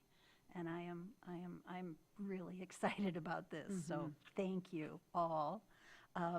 Some of the most improvements, I think, since our last conversation are under the section on penalties. And I asked the city attorney if she would mind highlighting that conversation and see if there are further decisions that we need to perhaps make tonight before taking a vote. Sure. So, like Commissioner Anderson said, there was a lot of good discussion at the last meeting, and I tried really hard to take good notes, and I think that I captured what the commission was talking about at the last meeting. So throughout the document, there are some changes tracked that I won't go through page by page, but I hope that I was able to capture your intention in that. The penalty section I left highlighted. There had been sort of a menu of options in that section for the commission to consider, sort of going from like a public, a resolution of noncompliance or something like that, all the way up through a misdemeanor. I don't suggest that we take the route of a misdemeanor. I kind of redlined it the way that I would suggest the commission move forward. Of course, it's totally up to you, the 5 of you, how you want to do that. So the penalty section leaves the ultimate ability up to the district court to enforce a civil infraction. That would be between $50 and a $500 fine, depending on what the judge decided. There are also some other options, and I think that these can all work together the way that it's written, but you can take them or leave them as you like. The arbiter could recommend some sort of employment action. That would be a recommendation for discipline. The arbiter could recommend that if there were a contract involved and for some reason there had been a conflict or something that the arbiter found to have been present when that was voted on, that contract could be terminated. And then section C under this section talks about upon a finding of violation, the district court is empowered to either find a civil infraction, also to fine a public servant that doesn't file their disclosure statement timely, and find them guilty of misconduct, which could have differing consequences depending on what the situation was. And then just a reminder at the bottom of the penalty section that this ordinance does not supersede any state law types of remedies that could be available in different situations. So that was how I left it, but open to what the commission's thoughts are on the penalty section. Go ahead. I have a question about the annual disclosure statement. We're going to be notified of when we have to file that? I mean, it doesn't say like at the beginning, January 1st or. Right, so it's required every January, but we can certainly come up with an internal process to calendar that. I think that's a good idea. I don't think that necessarily needs to be in the ordinance, but I think it's fair to have, if you're getting fined up to $10 a day, Yes, you right. definitely want to know what that date is. right. I think that, here's my, editor thing, I'm sorry. Section C, number 1, it says any public servant who violated a provision, but the one up above, or right below that, it's in present tense, any public servant who fails, so I would think that you'd want both of them in present tense, any Okay. public servant who violates. And then back, to go back out of that section for a second, up to page 9 of 12 or page 140. Also in red, the arbiter shall provide an annual report to the city commission containing the number and nature of, you've got a typo in there, complaints. So we're not going to put in there that we want to see this back in the commission. That's not in this ordinance that the commission is going to look at this in a year, but we definitely want to do that. It's in the motion. Okay, So, okay. I once didn't look at motion. so once the motion, if and when it's passed, the clerk will calendar that for the Okay. year. Well, I think that this ethics ordinance, following on the Neighborhood Association President's Club, they both are really a means to build and public trust.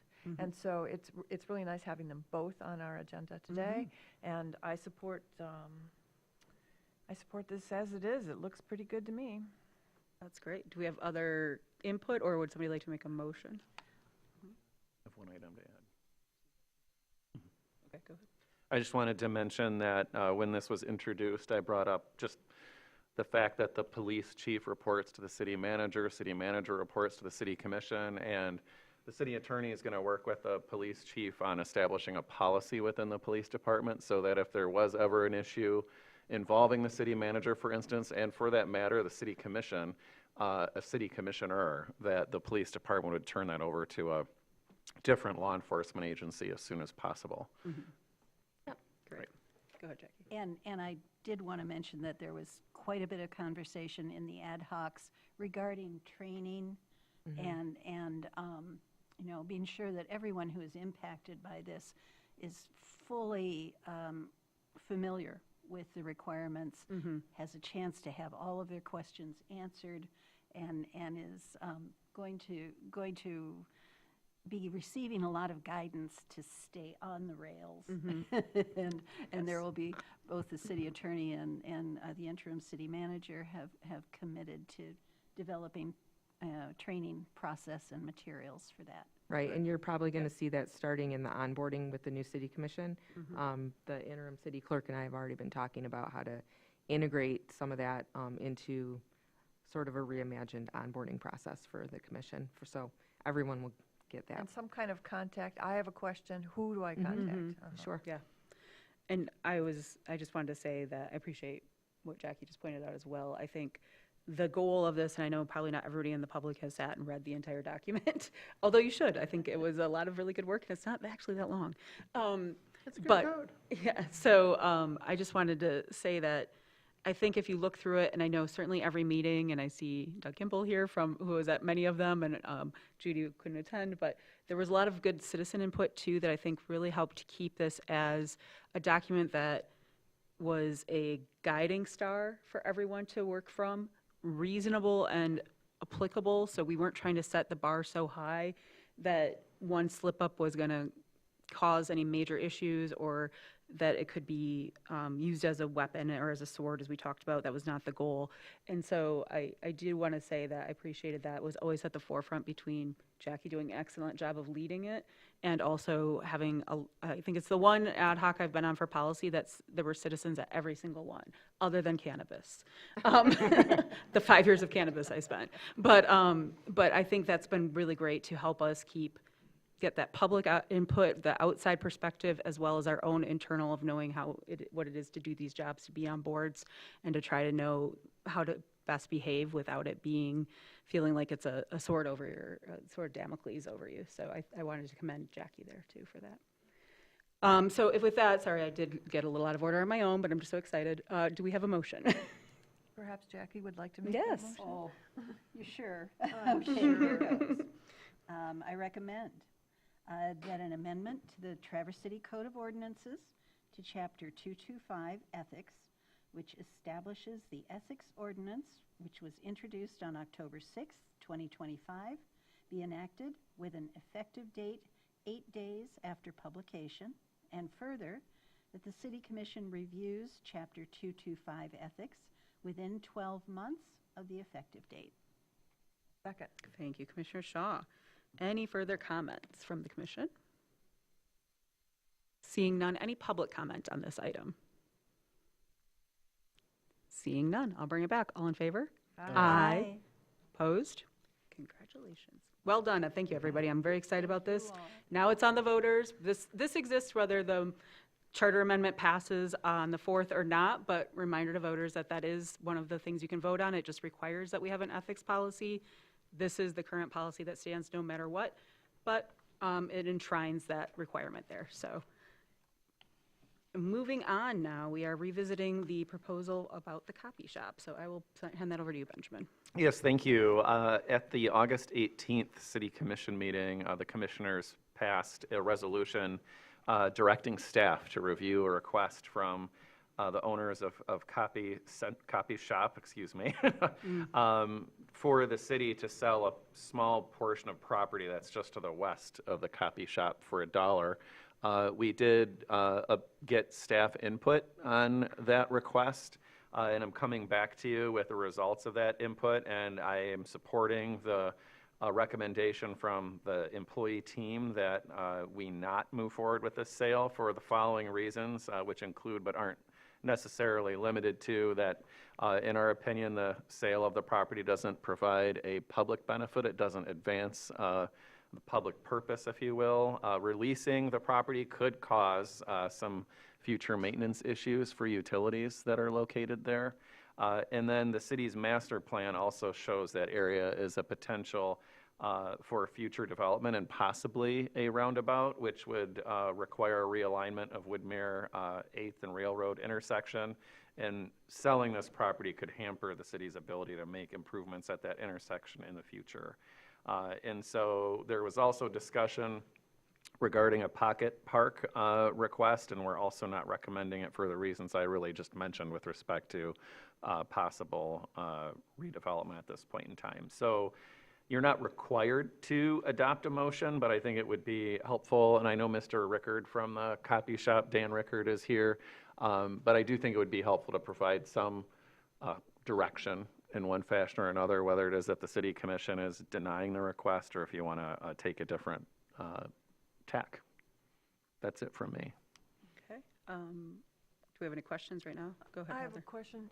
So if the property where the copy shop is now were to become part of a development in the future, and that piece of property was, the developer thought it would be integral to how that development went forward, could they come back to us again? Yes, there's nothing that limits someone returning to the commission. Go ahead. Likewise, if the city decides to move forward with putting a roundabout here or putting a pocket park or some future development, and it turns out that we don't need all of this parcel, or there could be something else to shift that parcel boundary, that would also be an option.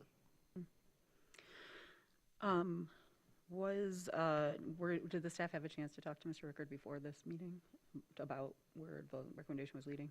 No, but he was provided with a copy of it. So I guess I would say, does anybody in the commission want to make a motion, or how do I, go ahead. Tim. Yeah, I'll make the motion that the City Commission deny the request from Ruby Rose LLC to purchase the city property as requested in the letter received on July 2nd, 2025. And further, the City Commission does not designate the city-owned parcel as a pocket park.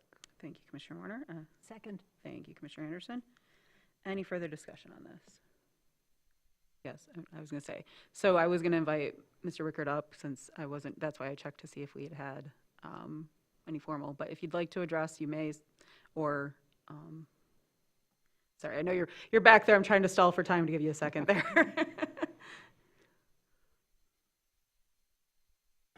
I'm Dan Rickard, the owner of the copy shop at 713 East 8th Street in Traverse City, Michigan.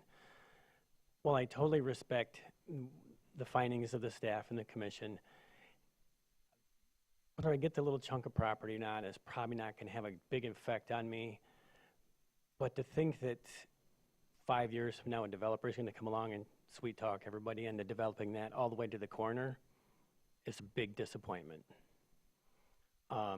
That's quite honestly, I just think that it's going to just be another thoroughfare like any other city. That's the only green space left on 8th Street. And that disappoints me more than the fact that I'm not going to get a sliver of property. It's not really going to affect my ability to do anything. Once upon a time, I was hoping that I could figure out how to get that property, build a building next to me, figure out how to retire and push all my stuff literally out one door and in another door to make my life easier. It's been proposed out there for developers for over 5 years now, and nobody's bit. So I just would like to have the city commission really think about 5 years from now, quote unquote, saying, oh, somebody's going to put up 4 stories all the way to the corner because it's a much bigger tax revenue as opposed to keeping some green space. So thank you very much. Thank you, Dan. Part of this, nearby this parcel, right, where the pocket park was suggested, there is public right-of-way, that's where the trail goes through as well, right? Mm-hmm. And that is protected, correct? Where the trail is, that's? Yes. Yes, so, go ahead, Tim. Yeah, and to that, along that line of thinking, to me, it's extremely unlikely that even if we don't designate it as a pocket park tonight or in the coming months, it's extremely unlikely that it is anything but a park, the whole duck thing, if it quacks like a duck, that we, even our city attorney has used in the past to talk about parks. So even if we as a city don't call it a park, based on experience, I would fully expect if tonight we had a proposal in front of us for a 4-story building on the corner, that there would be a lawsuit pretty quickly from members of our community saying, no, this is a park and you can't do that. So, not that it allays your concerns, but I really don't see it being anything but a park in our lifetimes. Treat it as a park, even if it's officially not a park. Right, and even though we have some interesting, we've had some legal input on some of those arguments, I would also agree with you, though, that it's the way it is and where it is and how it is makes it, it challenges the idea that somebody could go to the corner there, as well as, I think the one hesitation I always have with a park that people realize but don't realize is once you designate something a park, if you change its use in any way, sometimes that can trigger a lawsuit too, or it needs a vote of the people. I'd hate to tie something up that doesn't have a full plan with it yet, that there could be a really innovative idea that comes up that's for the public good that comes in the meantime, that would then cut it off as well. So that's my hesitancy, not that I don't like that preserved. It's right there right across the street from me, and I love that space. So I just think that as of right now, this isn't quite ripe as well. So go ahead, Heather. And the city is maintaining the grass. Who's cutting it? Janet. Oh, Janet. well, we need to do something about that. Yes, we do. For the record, because I think it's worth noting, Mr. Rickard has taken care of it since 2007, so I want that on the record for the public out there. Well, I can't that hear him. needs to be taken care of immediately. I made Yes. a note. Okay. Yes, thank you for pointing that out. Okay, I do have to, sorry, I need to remind myself. Is there any public comment on this item? Any further public comment? Seeing none, I will bring it back to the commission. All in favor? Aye. Opposed? Motion passes. All right, sorry, I've got to get my screen. It's doing something very weird. Here we go. Mine just wondering what's the next item. pavement marking. Oh, yeah, so now we'll move on to our item that is an exciting presentation that several of us have been waiting for, which is an update on pavement marking. Yes, thank you. Chris Weber, our street superintendent, is here tonight and is going to do the majority of the talking from the employee team standpoint. I just wanted to say a few things. Of course, everyone knows that completing paving marking early in the season has been challenging for some time. It's largely due to contractor availability and tight scheduling windows. We reached out to a number of communities in the state of Michigan and even the state of New York and found that many are facing similar issues. And our desire tonight is to share with the commission some of the thinking that's gone into different options that we could pursue. And I want to just share that we recognize, and we're talking more and more on the employee team, that we're here to help provide the commission with information you need to make values-based decisions, and it doesn't always mean that it's the cheapest, financially cheapest thing to do. And so I just want to acknowledge that. We have reviewed several different approaches to improve efficiency, cost control, and flexibility. And some of the options evaluated, and Chris will talk about these, include a fully contracted endeavor that had a single deadline with all work to be completed by July 1st. We haven't in the past established deadlines, and Chris will talk about this, but mind you, if we do establish certain deadlines, it may or may not encourage contractors to do the work, or it may come at a significant premium. And then fully contracted in 2 phases where we split the work into 2 deadlines. Chris will talk about that. Bringing the work in-house, so a totally city-run operation, what that would look like. Bring the work in-house with a single deadline with all work completed by July 1st, and then potentially a hybrid model, which would be a mix of in-house and contracted work. And then lastly, sort of as a 6th potential option, is I've asked the employee team, and we'll be working with HR and the city attorney to explore if we could leverage some volunteers to assist in getting some of the work done. In places where it's not as high risk, like parking lots, for instance. And so those are some things that even if, let's say, folks who are really interested in making our streets more accessible and aren't as excited about parking, they might be willing to help out with parking lots to help make some of the other work possible sooner. But there's all sorts of options. We really aren't looking for any decisions tonight.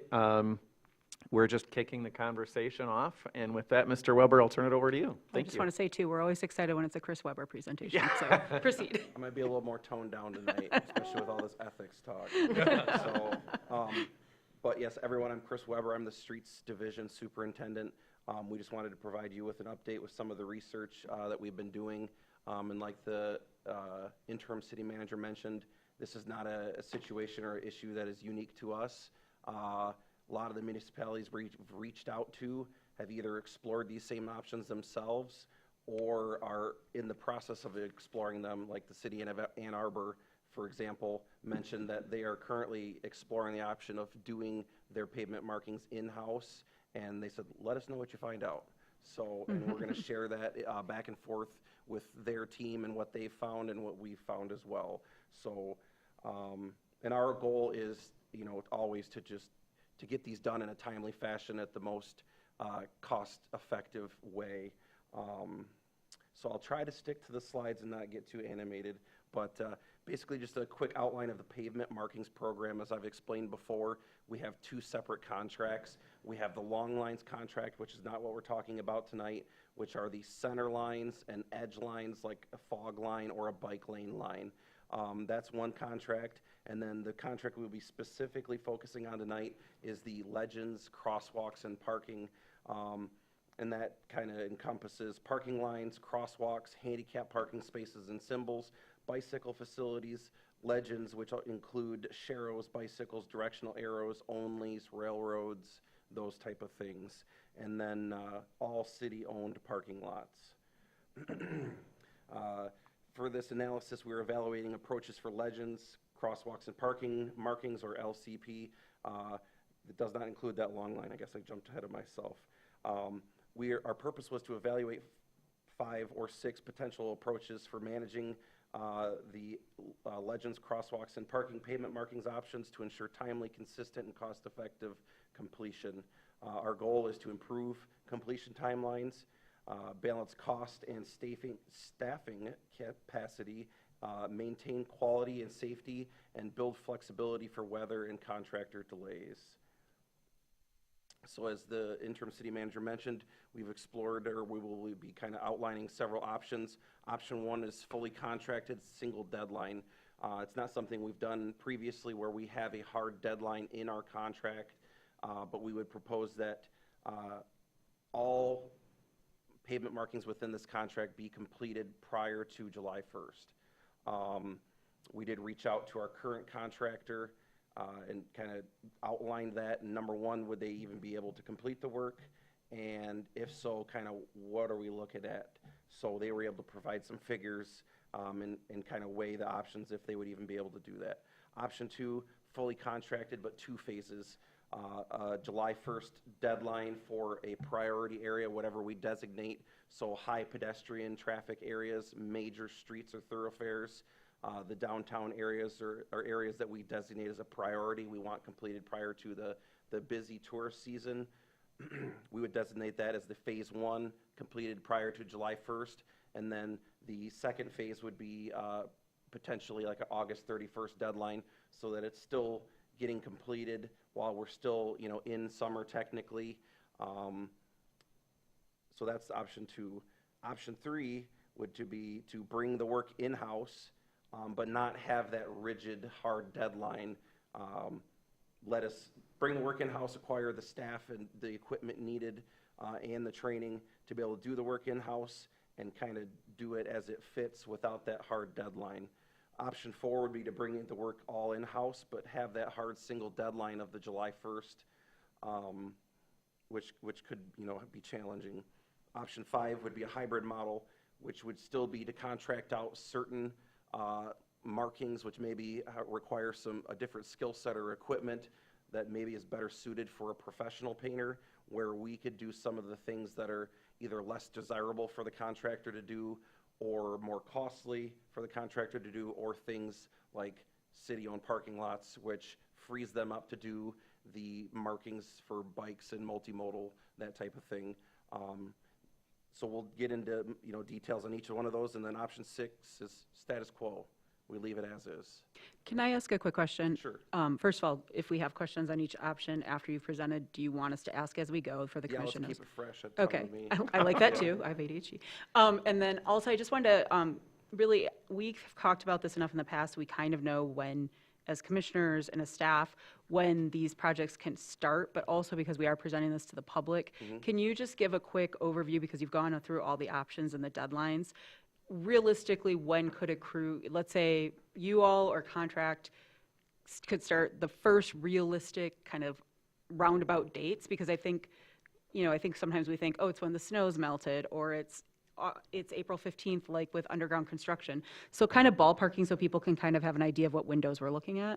Not really throwing a date at it, but maybe some factors. So Yeah. the paint really needs 50-degree weather. There are some alternatives because we do use waterborne paint. There are cold weather waterborne paints that are an option that would allow you to get into those 40-degree temperatures and still cure properly, but they are more costly. It is an option that the City of Holland is doing because of the Tulip Festival. They have to have their markings down so early in the season, so that is one thing that they do, but it is more costly. So I wouldn't really know a date, but just consistent 50-degree temperatures to allow for the paint to cure properly. Great. I just wanted to put that out there, so no matter what option eventually people go with, people aren't, April 20th sitting around and saying, well, why haven't they started on my street yet? So, but go ahead and proceed. Sorry, I just wanted that as the context of the conversation. Yeah, and to that point, you say consistent, how long a period does it have to be? Or just can needs it to- be a 3-day period that you can do some and Yep. then Yeah, later on? they just need 50-degree temperatures. Because we've had Awesome. 50-degree It's okay. temperatures in March. Yep. Yeah. Great, thank you for that. And I think you're gonna talk about the through the night option, right, in 6 days? Okay, good. Yep. Yeah. Great. So number one, the fully contracted single deadline. Currently, we do not have this hard deadline in our contract, which requires the painting to be completed by a certain date other than within the fiscal year for that contract. Talking with our current contractor, who we've been working with for several years, that does good work, We just have a lot of markings. Pitch this to them. Number one, would they even be interested in it? And number two, would they actually be able to do it in this deadline? They've been doing it long enough that they know kind of exactly how long it takes them to paint each type of marking. So we provided them our most up-to-date inventory, and they were able to look at it and say, ballpark, they would need 107 full working days. That would require night work or cold weather paints to be able to start early enough in the season with a full staff of about 8 people and efficient equipment. So a lot of the equipment that they use is not off-the-shelf painting. It's stuff that they've modified or adapted because they do it day in and day out. It's like anybody, you know, they adapt and make the stuff work for them and work better. So the equipment that they use would not be exactly the same as stuff that we would be able to purchase, and that just comes with experience. So I asked the contractor, put a number on it. If you thought you could do it, what do you think it would to make it work for you? Our current contract is $148,000 with no deadline, and they estimated between $250,000 and $300,000 to be able to guarantee everything be completed by that deadline. Some considerations would be that they would have to, currently, when they paint a crosswalk, they do it in quadrants, so they're not closing the entire intersection, and that takes time. To be more efficient, it could require them to do full closures, where they close a block at a time. They do all the pavement markings. It takes about 45 minutes to cure. They reopen it, move to the next. So that's something we also have to evaluate is the impact on the public. So that's something to consider. The pros, oh, sorry, I lost. So we got the full closure thing. Pros would be simple management. It's just like we have now. We have one contractor. We have a list. They know exactly what they need to do and when they need to do it, and they go out and do it. And that the other pro would be that there's no internal staffing impact. We're busy, you know, and a lot of the stuff you've seen with some of the projects we've been able to accomplish this year with like the 14th Street, there's no lack of work out there for us. So it's nice to not add another thing to the plate potentially. Some cons would be, obviously, there would be a cost increase that would be likely. Possible road closures for efficiency, weather and temperature challenges. Obviously, you can't paint in the rain and you can't paint when it's cold unless you're using cold weather paint. And then contractor availability. There are not many painting contractors in the entire state. One thing I did is I went on MDOT's, the state's website, for their qualified, pre-qualified contractors for each type of work. You'll get into like pavement markings, excavating, all this stuff. Paving, you know, it's a big long list. Excavating, big long list. Painting, it's like 6 companies. So it's not many. And to get people to come up here from downstate for a $150,000 contract, it's not that enticing sometimes. So we are lucky that we have a contractor that is willing to come up here currently to do the work, and we have had it in the past where we have not had contractors, maybe 1, 2 tops, to bid on the work. So that in speaking with other municipalities like Alpena, their pavement markings have not been redone in 3 years because nobody would bid on the work. So their pavement markings are gone. You can't even see them anymore. It's been 3 years. So they had to make some changes and split the contract into 3 specific long lines, legends, and then parking, 3 separate contracts because each one is so specialized. The parking stuff's probably the easiest. The long lines require the most specialized equipment. So they were able to finally get somebody to bid on the work, so they're finally getting their pavement markings put back down after 3 years. So that is one thing to consider. For how they divided it into 3 then, so did they have, you know, basically one of each of the different companies that are out there bid on the different parts of it, or did they? So they had Yeah, sorry. the one main contractor in the state, PK, is doing the long line work, and then a local painting and striping company like you'd see here doing like the Grand Traverse Mall or whatever is doing the parking, Okay, on-street parking, the legends, and then parking lots. So great. Go ahead, Heather. And why wouldn't we do that here? we kind of do have, we do have 2 separate contracts for long lines, but it's also making it enticing enough, making it a big enough contract that would attract companies to come here to do the work. So if you were to remove parking out of it, parking can, makes up about 30, And give that to one 1.5%. of our local companies Right, instead. so you might be hard pressed to find a company that come up to do the specialized work, like the stencil work for crosswalks and the arrows. Well, and that shit. would be a different one, though. Right, he's The saying you'd long have trouble lights getting them to and bid. then Yep, and then so the if you were to legends. split things out, you could take away the attractiveness of the contract to get these contractors to come here and do this. So, Go ahead, Jackie. This is wild and crazy, and I'm sure there's good reasons not to, just tell me, sit down, please. Are there buying cooperatives, like every municipality in Northwest Lower Michigan could, bid together and Like get unionize? make that contract large enough to be more it's attractive? And possible. summer camp for painters. Yeah, I mean, it's something we could consider where we work with the county. So in talking with the county, they use PK contracting to do most of their long lines and legends work. In recent years, PK hasn't even bid on our work. So we can't make people bid on it. We have to make it enticing enough that they want to do the work. So, maybe that's something we'll see a change, but like I said before, this is not a situation that's unique to us. Municipalities throughout the state are finding it harder and harder to get people to even bid on the work, and then the costs are going up, up, up every single year. You were saying the clients banding together and being maybe a more attractive customer? Just a little shift of power to, by making a cooperative contract that is a higher value, it shifts the power balance between the You mean like supplier and Petoskey, yeah, Charlevoix? Petoskey, Charlevoix, maybe even over to the east side of the state. Would- I don't know. Yeah, I mean, that's an interesting thought, but I think one versus where we could do that with like purchasing things, now you're asking crews to go place to place, so you're kind of running into if they individualize too, though, so. Yeah, and Interesting. we do have a large number of markings, so every crosswalk, every bar in a special emphasis or piano key crosswalk, each one is a pay item. So each one requires 2 passes with the paint applicator. So each one takes time, and we have thousands of them. So, that's part of the reason I reached out to Ann Arbor, is because they have that focus on that multimodal pedestrian bicycle friendly type thing. Their contract, which I talked to them and it's all public knowledge, theirs is $505,000 a year. And they don't repaint everything every year because they don't have the factors that we do with the climate, the weather, the snow plowing. So, there's always that to consider, is the cost, but. Number 2 is fully contracted with 2 phases.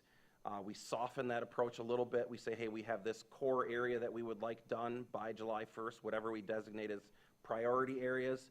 And then we have a secondary phase where we say, okay, all of these areas like local neighborhoods, crosswalks, stop bars, we get that done, but still at an earlier than normal timeline, but just not that hard July 1st. So I don't have a number to put at this. We would anticipate it would be less of a cost increase, but still a cost increase because then we're requiring that work to be done, part of it, by that July 1st deadline. In speaking with the contractor, this deadline would be easier to achieve, and it would be, it'd be easier and more enticing for them. So the pros would be earlier visibility in critical areas, the high pedestrian areas, the downtown, the major streets and thoroughfares and corridors, reduces workload pressure on the contractor, and maintains that single external management model where contractor has a job, they have a contract, they know what to do, they go do it. Cons are that we're still relying on a contractor schedule and requires a careful coordination between the phases. So that's something that we would work with our asset management. Like currently, we have a dashboard that the contractor uses that has every single marking in there, and then as they complete them, they check them off. So we know the date it was completed, the time they marked it complete. So they would know kind of the areas that they needed to complete each phase. So that's nothing that was too concerning for us. So another option would be bring the work in-house, but not having a hard deadline. Give us, the entire season like we currently have to get the work done. The pros would be the full scheduling and quality control. As you guys have seen, some of our crew. Most of our crew is very capable, and they take pride in their work, just like we did on 14th Street. These guys really enjoy their jobs, and they take pride in what they do, and that finished product, being able to see, you know, that crosswalk or whatever painted, and it looks good, and say, I did that. It builds internal capacity and flexibility. We would have some training and certification requirements that are available. We currently train through IMSA. Don't ask me to say what the acronym means, but through Michigan for our sign technicians. They also offer for like traffic signals, pavement markings, construction work zones, setup stuff. So that is something we try to do annually, is do some of those trainings. But that would be something that we would look to do, is get that certification for at least a few of our crew to have a knowledgeable staff that could train others. The cons would be the high upfront cost and staffing costs, increased ongoing management and maintenance, and then challenges to hire seasonals. So we found, just with our sidewalk snowblower operators, it's becoming increasingly difficult to hire people. We used to try and fill 5 or 6 slots, and we're lucky if we can get 2 most winters. And then even with that, the July 1st deadline would be very challenging. So some of the breakouts for the costs that we had looked into, trucks and trailers. So we had priced out, because we would need trucks to haul the trailers with the equipment and the stencils and the paint and the painting machines on it. We had priced a couple of trucks and trailers, because if we were to be doing that work, we can't be taking vehicles away from crews that are already out doing other tasks, and this would be an additional ask, so we would have to have additional vehicles and equipment.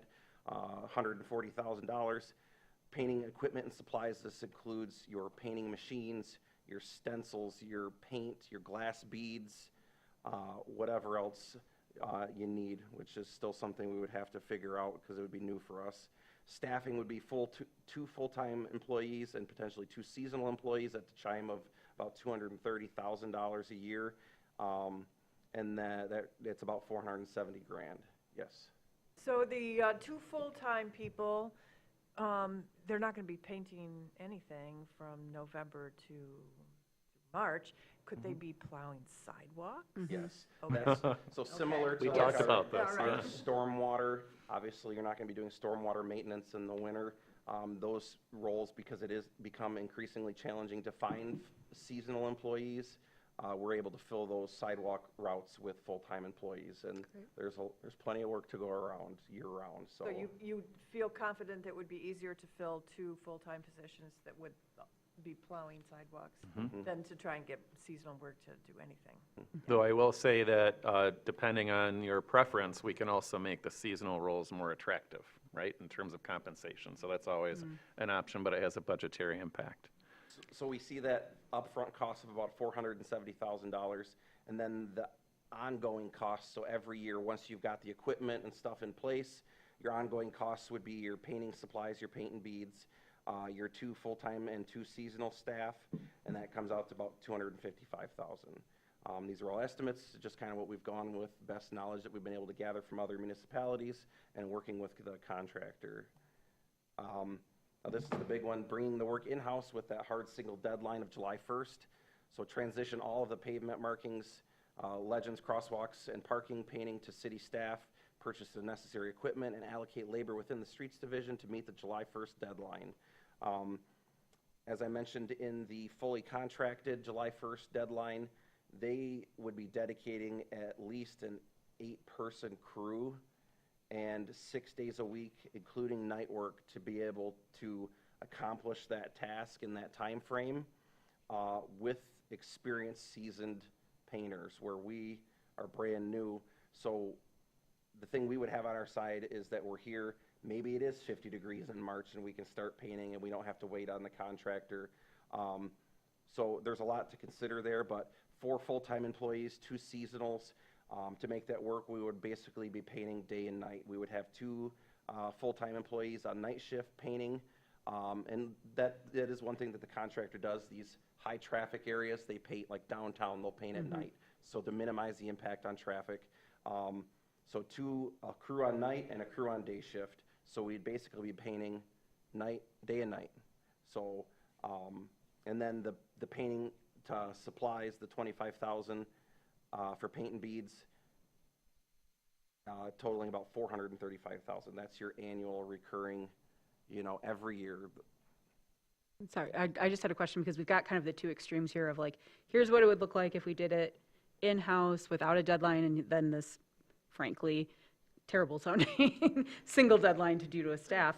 But like, what would the kind of in between, I'll call it, look like if we were to do what we did with the first one and prioritize like the July 1, like, like the thing we always get right, downtown before Cherry Festival, so pedestrians know where they can walk and people, but that maybe the bike lanes on Woodmere don't get done until a little after that. Is there a little bit of a difference in pace than that, or is that kind of what you were looking at when you said the bring in-house, but not the strict deadline? Was that kind of that thought of like you would still try to prioritize and get some of those major areas done first? It just might not be, maybe the intersection at the crosswalks at Cass might not be done by July 1 with that or something. I think it's a little bit of both, but there is a lot of unknowns, and if one thing we kind of want to stress is that if the contractor's saying it's going to take them 8 people to do this in that short window, and we're saying 6, Yeah. I think it's a little bit of a stretch, especially for green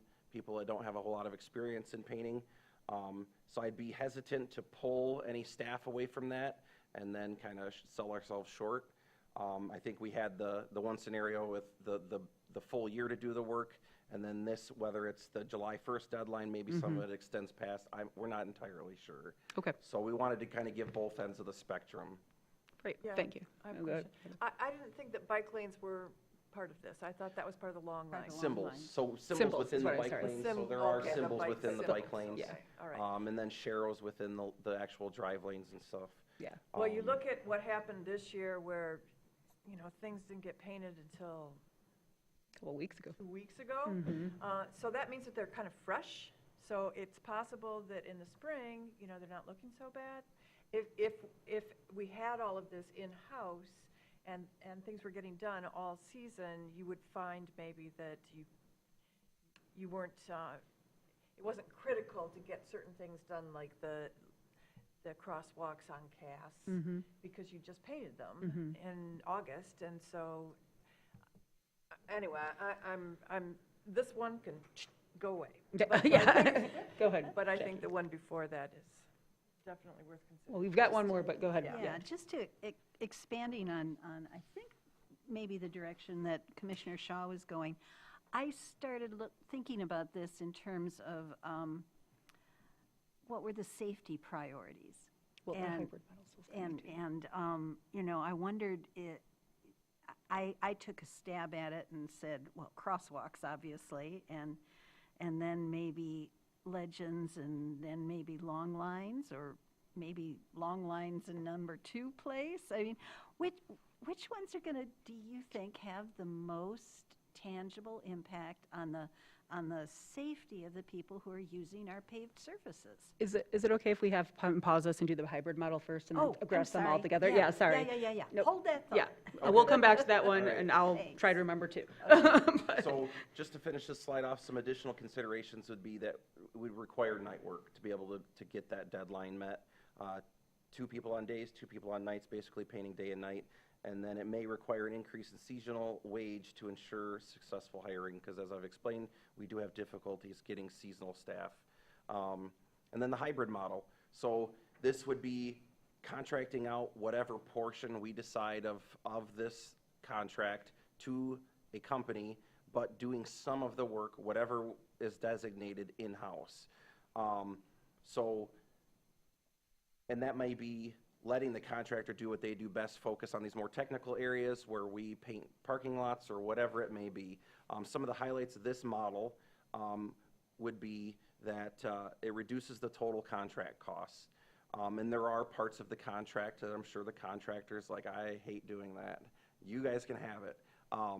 And then it would also be a smaller investment in equipment and staff, because we still have that contractor to rely on for doing a majority of the things. But then we would also have staff to help alleviate that burden for the contractor, but also get the things done in a timely manner. So, and then staff can assist existing personnel with other tasks as well. So pros would be the flexibility for urgent or small projects. So having that in-house, capacity to get on these urgent or small projects. So like we have a change, or we say, hey, we really need to get this done for whatever reason. This dynamic has changed, a detour or whatever it is. We really need this crosswalk that may not normally be a priority. We need that done ASAP. So it gives that flexibility. Reduces that contractor dependency and develops the internal skill base. I like to tell the guys, I hope they all want to be like the Swiss Army knife. They want to be able to do it all, because then it gives them that variety through their workday where they can do all kinds of different things, and it makes them valuable where they can do, so many different things. And then it gives them the option to do different things and give them a break.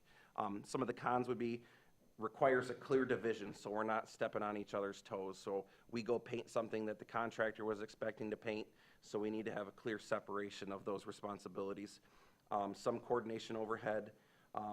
You take too much away from the contract, it may not be attractive to a company or a bidder to drive up here from downstate. So you have to caution that and balance that, maybe work with the contractor to say, okay, we could take X amount of it, up to this amount of it out, work with them to make it attractive, because we have seen that there are issues with getting people to bid on it. And then also going back to that, challenges to hiring seasonals, and that July 1st deadline is still challenging, whether it's in-house or contracted, but maybe working together, that'd be something that would be a little bit easier.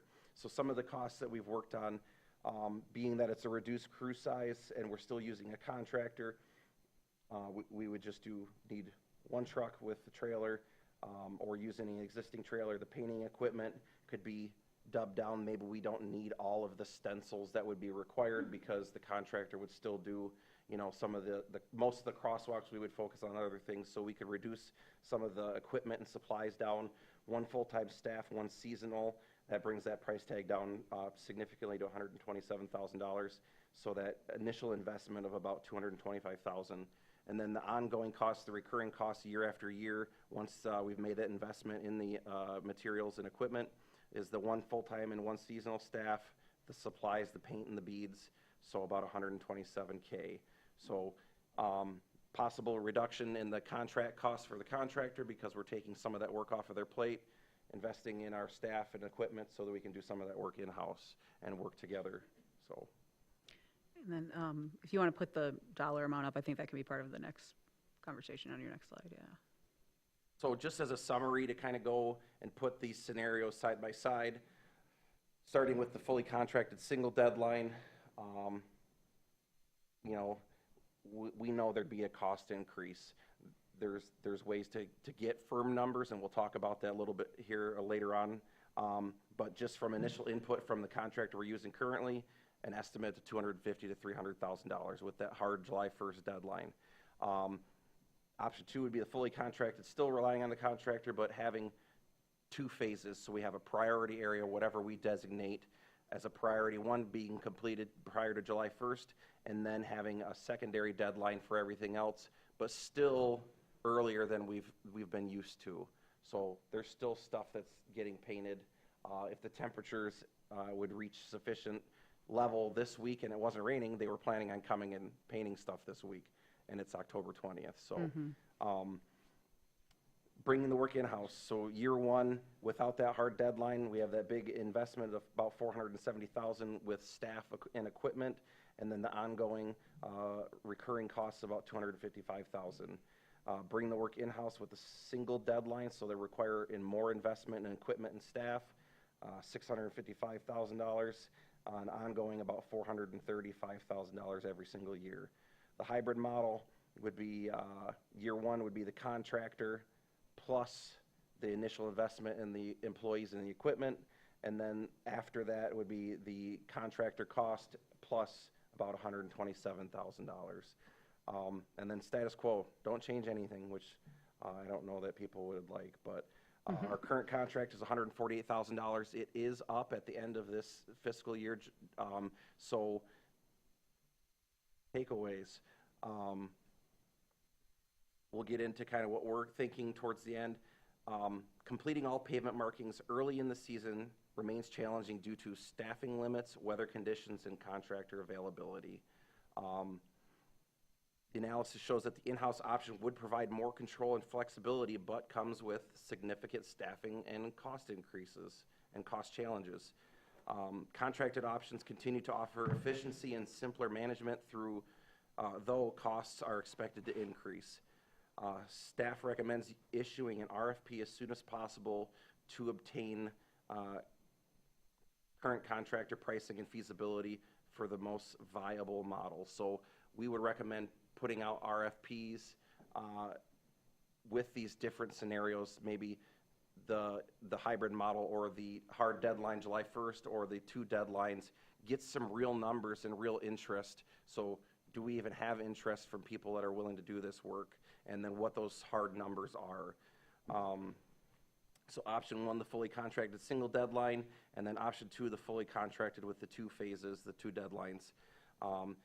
And then we would also recommend issuing an RFP for long line painting, which is a separate contract, but similarly, there is no hard deadline for that as either. So they have the entire fiscal year. They've been pretty good about when you call them and you get that PO entered, they show up and it takes them a day and a half to do the entire city. But they're in a truck moving right along and they can knock out the center lines and edge lines pretty quickly. So Now I'm going to, thank you for this, by the way, and I appreciate the summary too at the end. And since we've had very eager input already, I'm going to let Jackie ask her question now since it applies to all the models. Okay. So I guess my question was about priorities.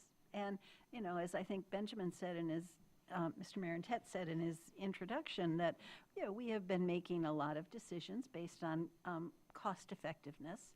And I wonder if it is worth our time to say what happens if our top priority is safety, traffic safety, or if our top priority is control over the schedule, or, you know, how can we wrap some prioritization around this? And my suspicion, and I'm not a pro, but is that the safety impact of the long lines may be pretty significant. And so I guess I'd like to hear some conversation about priorities and how we go about making this decision, what we seek. Yeah, when you were talking, and I'll kind of break that down slightly, when you were talking about the hybrid model or even the 2 phases of the bringing in the contractor, which I'd be curious about what we thought the viability of that would be anyways, if we already have trouble getting them to come up here in a timely manner, to say, come up here really quickly and then come back again later. Well, you're probably doing half the state. But to that end of, you know, where'd we be looking at these as, you know, when you're thinking of those, or when you had the in-staff discussions, we have our own thoughts. Where were you thinking of, like, okay, if we're not doing it all in one fell swoop, what were the high priorities? Were they the long lines and, you know, crosswalks at major intersections? Were they long lines and bike lanes, but in certain areas? Kind of how were you all looking at that? I think it could be a couple of different factors. Location, 1. 2 is what type, maybe it's this type of pavement marking gets done first, whether it's crosswalks or we focus on the areas with the most pedestrian or bicycle activity. And then to go towards like the safety thing, having these markings completed earlier in the season prior to the influx of tourists, when the most amount of people here and they don't recognize, they're not used to the streets, they don't know where they're going, they're trying to figure out where to park. You know, you have all those other distractions. Having those markings done prior to that so that they're good and fresh during our peak tourist season, I think that, you know, really goes towards safety. It would be something we'd have to discuss. Whether it's an area or a certain type of marking, we would work together collaboratively through, you know, all the different departments and divisions to say, okay, what do we value or what do we think needs to be done? Or we could always make changes to that. So maybe, you know, we could always adapt from year to year. We could change that, have something in the contract where we can make changes, you know. it's not a set number, which we usually do have in our contracts that we can add or subtract a certain number of the markings or costs. But I think it's something we just have to learn. We designate an area, maybe then, the next year priorities change, whether it's a detour on the parkway or whatever it is. So I think it's going to be something that's fluid. It's not going to be a set priority area. Sure. Heather? So you're suggesting that no matter what we end up with, that we get a couple of RFPs out for the single deadline and the 2 phases? Is that what you're saying? Yeah, so it gives us some numbers, right? Because then it helps with the whole decision on do we bring it in-house? And do you even know if it's possible to buy one of these Legend machines and get it delivered next year? Yeah, I've actually reached out to a couple of companies that we do business with, and I have quotes, current pricing. And they can deliver by next year? Yep. So we don't Yeah, have to wait the one 2 years like we representative do is for other local. things? He said that he would deliver them himself, so. Okay. Great. We do have that. I've reached out. I've got pricing for commercial grade painting. I've called, like I said, we spoke to municipalities throughout the entire state. What are you using? What kind of paint are you using? What machine are you using? What rate are you applicating at? How often are you painting? How long are they lasting? So we have a pretty good idea of what works, and that's the equipment that we priced. Okay, I just have one more question, which is kind of off over here.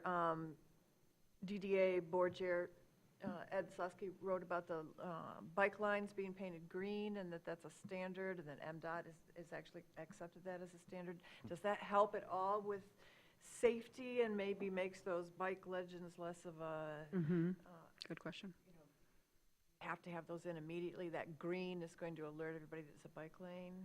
And that would be something that the long line painters would do, right? Depends on if it's the line or if it's the symbol itself. So, for example, Woodmere, if you're heading north as you approach 8th Street, they have what's called a bike box. So they actually have a green section, a bike box at the intersection because the bike lane's between a couple of lanes of travel. So maybe that's what it is. But we always want to evaluate our pavement markings to make sure we're complying to MMUTCD standards. So we make sure we're following standards and looking at like what MDOT's doing. They've done some changes, like they're no longer doing the crosswalks. Like currently we do a 2-foot wide special emphasis bar. If you drive Division 31, they've changed theirs where it's a 1-foot bar with a 2-foot space. So it's something they've changed. One other thing that the painter and the other municipalities have said, we paint the word only between our arrows. We are one of the few municipalities in the state that are still doing that. And they say, you want to cut down on time and costs and reduce the amount of paint you're using, get rid of onlys because you're one of the few that are still doing it and it's not required. So we could actually standardize our markings. We could be using the same markings that MDOT uses. And it's something we are evaluating with the engineering department. We actually have been meeting to discuss having standard markings. So the city as a body, this is the way we paint. It's compliant with MMUTCD. And that way we know on every project it's getting painted the same. So when a different contractor does it and they do it the way that they normally do it, we have a standard for the city. This is the way we do it so that it's uniform throughout the entire city and we don't have any confusion. Because some of our crosswalks are just 2 bars and some of them are the many. Yeah. But I did want to clarify something that Commissioner Shaw just said, though, that could be done whether we do it in-house or if we have a contractor tell them we want to standardize it. It's not only if we do it in-house. Right. Not against in-house at all, but just making that point. Tim, you had I was to say, it looked like you were starting to put your hand up before. And I have a few things here, and I'll start with that one, the in-house and such. And the note I made to myself previously, based on what you were saying, is that to me, a value of bringing it in-house is the continuous improvement. So as the workers are putting down, whether it's a symbol or this or that, one year to the next, they can say, why are we doing it this way? Maybe it needs to be something, whatever it is, something different. Whereas when we outsource it, nobody's questioning. Like we've got that big book of painting and it just gets done and it's going to be that way forever. So to me, there's great benefit having it in-house because there's eyes on it every year. And then question I had is we had LCP, so Legends Crosswalk Parking. Ballpark idea, how much is parking?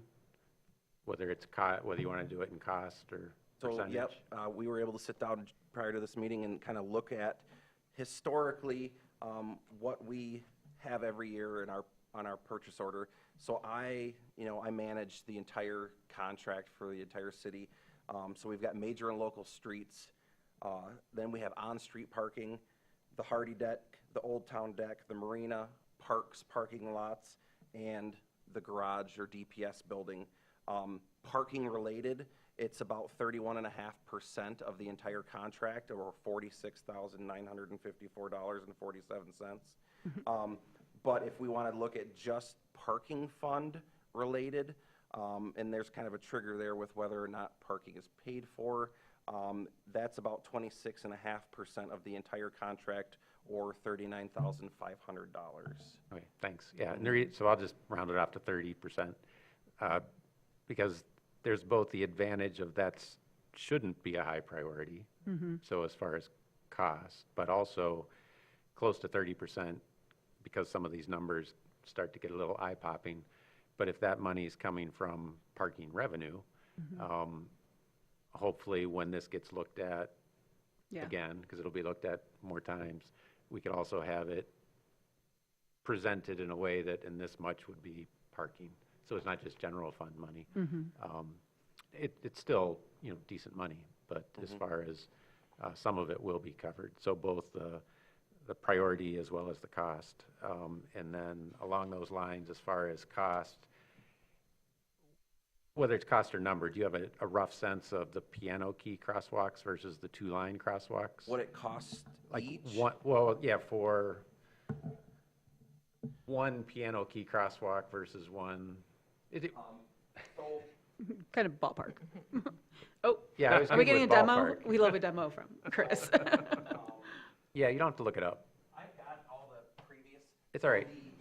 There's two types of crosswalks. There's the standard crosswalk, which are just the two parallel bars. It's either a 4 or 6 inch line, and that's per foot price. Right, so where I was going with it was more just like the effort and the time it takes, because if we find that, wow, the piano keys both cost so much more and they take so much more time, well then what are some of the creative ways, again with staff looking at it, that we could try to eliminate some of those piano key crosswalks and change them to 2 lines, still have it just as safe. So I'm not trying to answer it tonight, but just, it's an opportunity. Like how could we squeeze things here Yep, and there? and it's something we've looked at. I did ask the contractor, what takes you the most time? Right. And it's the special emphasis or the piano key, because the gun spray machine sprays a 12-inch wide swath. So a 24-inch pad requires 2 trips down and back. And we have crosswalks where the pads are 5 foot in length, they're 2 feet wide, 5 foot long. We have some that go all the way up to 12 plus feet at like MDOT intersections. So there's really no standard, and those are bid per pad based on the length of it. Whereas the 2 parallel crosswalk bars are just a price per foot. And that's something like we've talked about with engineering. There are standards to say, like, when is a special emphasis suitable, and when are parallel bars. And one factor of that is it a stop-controlled intersection or a stop-controlled leg of the intersection? So if there's a stop sign, you have a stop bar, 2 parallel lines for a crosswalk are sufficient. But if you have a street where that flow of traffic is not stop-controlled, that's where a special emphasis is more suitable, or in the word special kind of says it.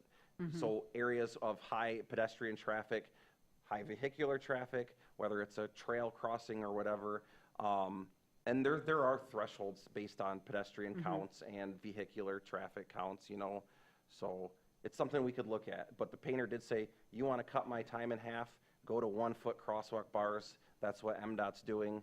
It would be so much simpler for us, and we would be uniform. Like when MDOT did the Parkway last year, they kept the markings at 2 foot to be concurrent, to match what we're doing. So within the city, they're all the same, a 2 foot bar.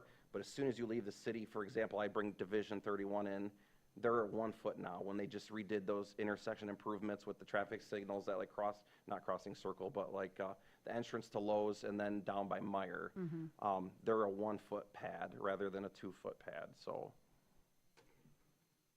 Thank you. And I had a couple, I guess we're kind of into discussion/questions. So one of the things that I was noticing, and I guess I'm curious about, obviously the long lines, it sounds like, are going to be the biggest challenge if we were to bring everything in-house. But I'm curious about, I'm glad you guys mentioned the RFP process, because I think we're up here kind of imagining what we could do, but I'm also curious, to your point that you've raised several times, and I appreciate it, who's actually going to be interested or want to do it at the end of the day. And so for me, reading these over, the full contract, single deadline, or the hybrid seems to be the most viable right now. And I guess my question would be, if we did the hybrid, we're investing in a new truck, we're investing in a couple of employees, as we get used to it, as we start getting the hang of it, that in theory could be a decision in the future to fully expand it more and more. Is that something that kind of everybody's kind of thinking as well, of let's figure out, is there a little bit of a pulse of the staff, without holding you accountable for everyone's single opinion, that is something that could be viable and helpful for you all to kind of get your foot in, but not be totally in control of it? It's something we've discussed, and like I said, the crew likes that variety, so something else to do where, they're not shoveling hot asphalt, they could be running a paint machine, they like that variety. So it's something we have discussed, and we could evaluate it, because our contracts are typically a 1-year contract with the option of 2 additional 1-year renewals. After a couple of years, we could say, hey, we got the hang of this, this is a breeze, and we could try it. Talking with other municipalities and our contractor, the one thing that was made clear is you aren't the first municipality to look into this, and you aren't going to be the last. And if you were to do it, take it in-house, you wouldn't be the first to do it, and you wouldn't be the first to fail, because there have been other municipalities that have done it, and it just is way too much work, and they end up contracting it back out. Yeah, excellent. And the other question I had too, and you brought up that the county uses a service that doesn't even bid on ours anymore, but Jackie raised an interesting point of checking out other municipalities. I would think, just based on the limited number, we have almost like a cartel situation here where it's not a monopoly, but there's only so many, and they kind of, at the end of the day, there's a couple that are going to say yes or no to us. But if it was this hybrid model where, like, potentially we asked the county's people, because I think it'd be probably hard for us to be like, oh, come to us and then go to Petoskey. It's not as easy as we're all ordering the same piece of equipment and getting a large bulk discount rate or something on it. But do we have an idea of approximately when they come and service the county? If is that a question was asked, or the county just doesn't know of, they tend to usually be done with the major stuff by June or something. And it's not, I don't know for a fact that they even repaint all of their pavement markings every year. I don't think they do, but yeah. So one thing, in talking with some of our, colleagues at the county, one thing they did a couple years ago, you guys may recall, on South Airport Road, where they had the road shut down in the middle of the day, they were recessing pavement markings. So they'd come in with a machine, grind just a little bit of the surface of the road off so that the pavement marking sits just below the surface. And in theory, that'll make it last longer, because during the winter, the plow blades aren't scraping across it and removing it. I mean, the paint may only be a couple mils thick, but it's that much higher than the surface of the road. So that's something that they did do, and we'll kind of see how, if that does, make the markings last longer. It's something we've looked into with long lines, maybe requiring that on all new projects, we recess the long line pavement markings. Maybe it'll make them last longer, or we look into maybe transitioning towards recessing certain markings to get them to last longer. The one thing I did, talk with a lot of these municipalities is, how long are these lasting, or how often? The general consensus is, if you're using waterborne paint, you have to repaint every single year. It may not be everything. Maybe you've got local streets that don't see the traffic or whatever, but the general consensus is they're repainting their pavement markings every single year. And that was another question that I had, because, parking spots being part of this, I mean, I feel like and this is, everything we were talking about is somewhat anecdotal, so that's why I'm kind of asking, is if we did a hybrid or we didn't jump full in, is this something we could also collect? Is, obviously, as been mentioned, where are we prioritizing? Parking spots aren't a huge priority compared to people knowing where they're safe to bike and safe to drive and which way traffic direction is. And so I'm curious about that with our own, and I don't need an answer today, but with our own, it feels like parking spots on Front Street don't suddenly disappear come March when we resurface the way that stripes do sometimes or crosswalks do. And I'm sure that has to do with the plowing and other things. But so that's something I'm curious about too as we go through some of these numbers and as further conversations happen of, how often are we repainting our parking spots every year, and should we be? Things like that. So I'm just throwing that out there, something to keep an eye on as we go through this next season and something I'd be curious to know about. And everything, so long lines and legends, crosswalks and parking, everything gets repainted every single year here. So. Yeah. Go ahead. Yeah, just Heather. one more time. To be clear, the things that we're talking about bringing into house are not long lines. Right. Correct. So the hybrid model could be that the city paints the legends and the crosswalks and special stuff on the street and contracts out all the parking. That could be the hybrid model, right? It could be. And one more thing, water paint, what do you call it? Waterborne. Yep. We do not need to put more plastic on this earth, so I'm So there are other budge from options. that I was going to say.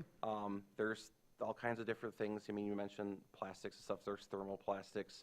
There's different types of paint. One trial we did last year in conjunction with the engineering department is MMA, which is it was touted as a more green, ecological friendly. It's got lower VOCs than waterborne paint.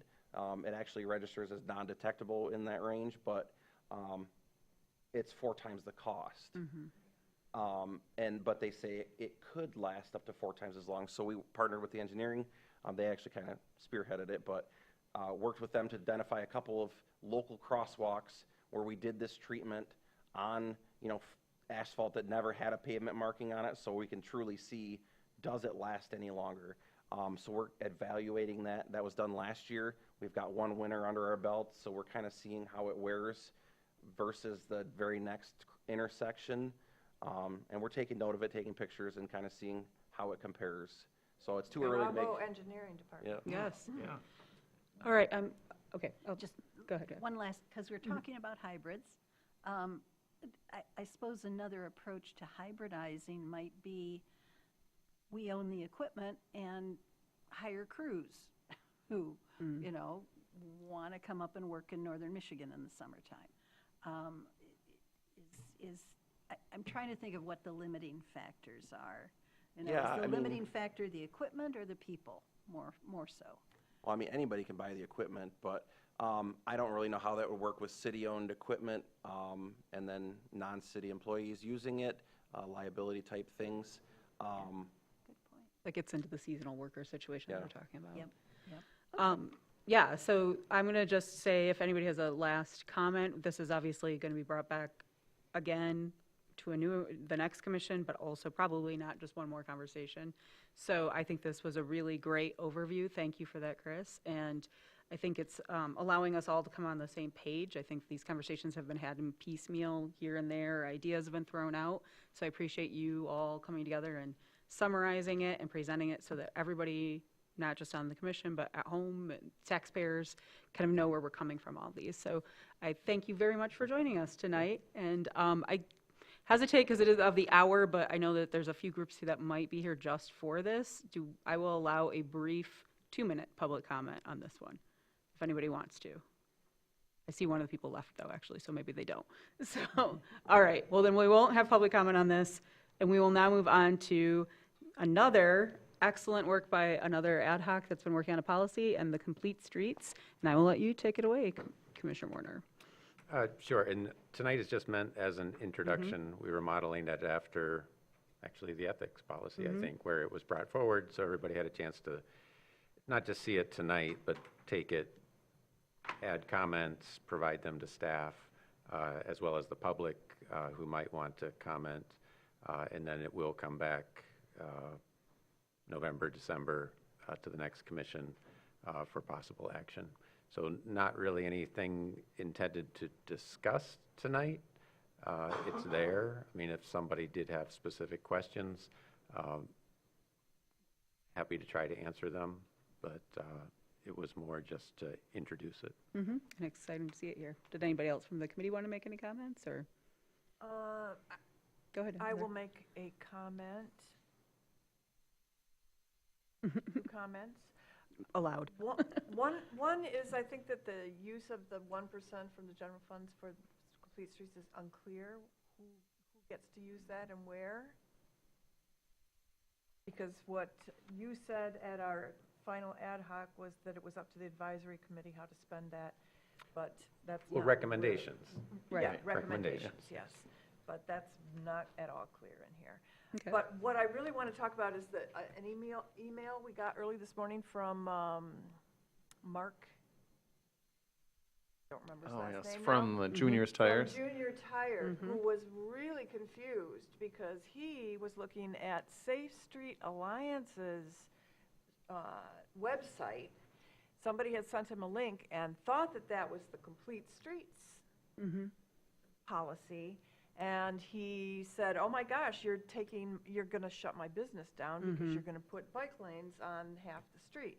So I know that the last ad hoc we had, we talked a lot about one single line that was in here about design. And where is that? I know that there's a note.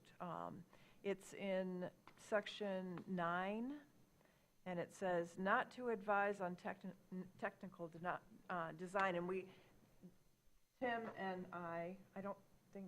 And Mark was unable to right. attend. We Yeah, that really was. wanted that to come Yeah, out because that's we right. wanted Yes. to get as much information as we possibly could from the people who are living in these neighborhoods and using these streets. But what happened this morning was absolutely something that should not happen. We shouldn't have this confusion about what non-city people are thinking about how to design an intersection or a corridor and what's happening at the city. It was kind of a mess, and I was on the phone for about 45 minutes with Mr. Junior Tires. So just be careful out there with your complete streets. We really appreciate always your thoughts and comments, but be careful. Good point. Other final thoughts or things that staff can take back at this point? Go ahead, Jackie. Well, just a few comments to think about as you make progress on the Complete Streets ad hoc and before it comes back.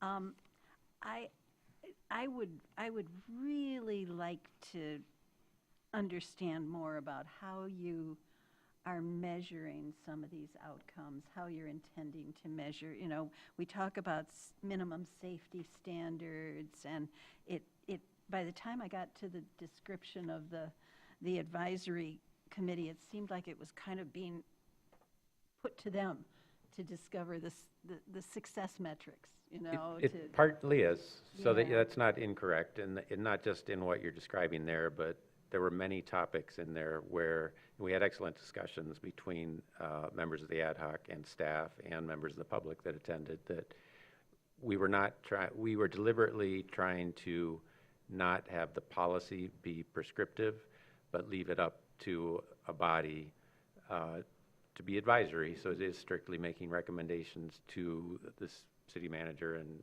through the city manager to the city commission.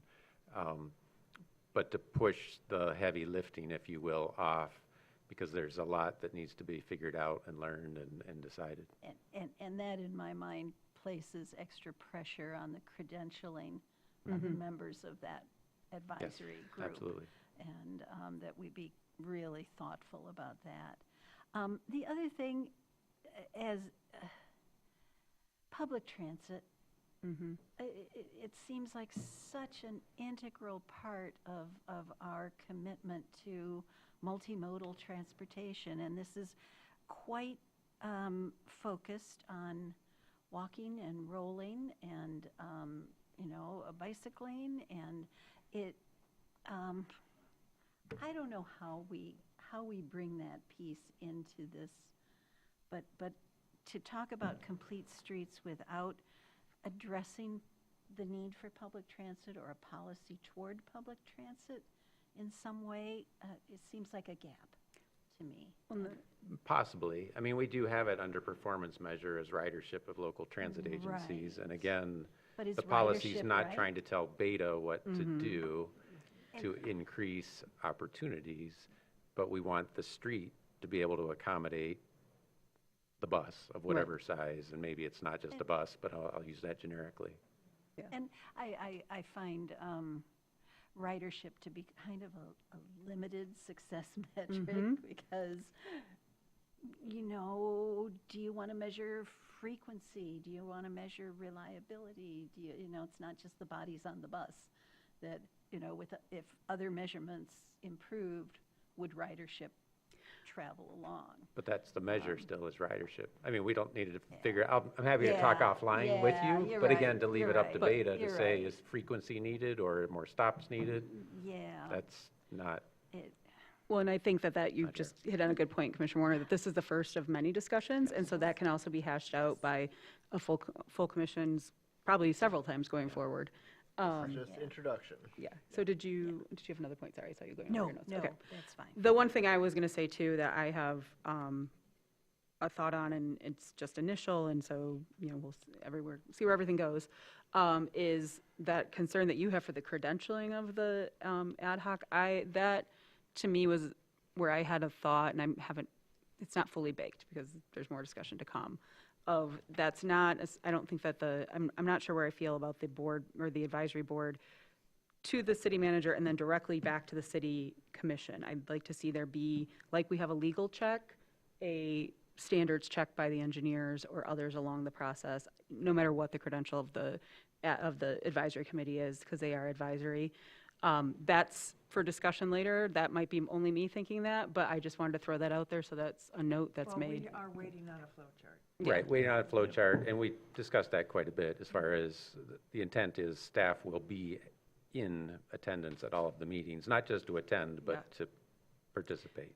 Well, and that is, I guess that would be where I would put a little bit of a change in my definition of they should be there they should be part of that, and it should be a conversation, but at the end of the day, who's guaranteeing and doing what is our staff and our credentialed employees for our city. So I would like to see, again, like a legal check on it, being they're there, but they are also not there facing a panel, or they have a little bit of extra time to breathe with something, and it's not just on the spot, it was voted, and now that's automatically taken. That's a It's an 2-second thought. advisory board. Yes. And I can understand that. assure you, and I appreciate your point, Mayor, that that'll be part of the recommendation that comes from the city managers. It has to include the staff perspective. Well, and I would just say that's where I appreciate the comment that there's a flow chart coming too. I think, I love flow charts. They help me understand things even more. So I appreciate that. I think that's great. Okay, so anything else on this? Oh, go ahead, Jackie. I'm sorry. I did find one more note. Just so. if we can be sure that we're all very satisfied with the level to which we're addressing the needs of the differently abled in our safe, complete streets planning. You know, to be very intentional. And We are, and we had quite a few discussions about that, and it's kind of buried in here, but during construction of any sort. And that happened only just recently. It wasn't city construction, but with gas lines in the adjacent neighborhood. So many sidewalks, chunks were missing, and it was sand, which is fine for most of us up here, but not for all abilities. And so to be able to address those sorts of things that can be overlooked otherwise. Okay. Was anybody interested in making public comment on this item? I thought so. I misjudged what you were here for. I'm going to give 2 minutes for this. We'll still have a general public comment at the end too, because we do have more to go. Hi there, good evening. Rick Venner from the Cherry Capital Cycling Club. I'm also a member of the Grand Traverse Safe Streets Alliance. I really appreciate Chris's first slide of Carver Street with the newly buffered bike lanes on it. That was nice to see. We followed we've had a number of the community members follow along with the ad hoc committee, including myself. I was at every meeting but the first one. And we watched it progress. It has some teeth in it. We're happy with it. I think they did a great job. I don't think it needs to be redone. I'd like to wait. We got 2 potential future commissioners here, and 4 out of 5 people here are going to be voting on it in the next session. I would just love to see you take a good hard look at it, because it's not, I don't think it binds anybody, but it does have some actionable wordage in it, which I think is necessary to actually see things happen. So just to encourage it. One real quick note on our website with the Safe Streets Alliance, we have 25 different, I think 12 different actual slides in there. Those are not prescriptive. Those are just ideas. Those are up for discussion.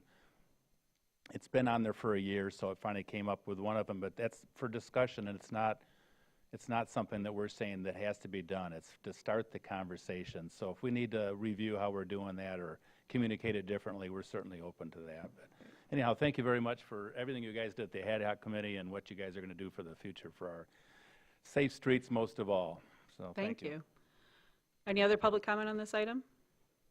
Seeing none, I'm going to give us a 3-minute recess. I see someone taking furious notes who might need some signatures and maybe some bathrooms. I've seen some hands up. So if anybody needs signatures, come up and get them from us. If anybody needs to use restrooms or water or anything else, please feel free. The home stretch. Only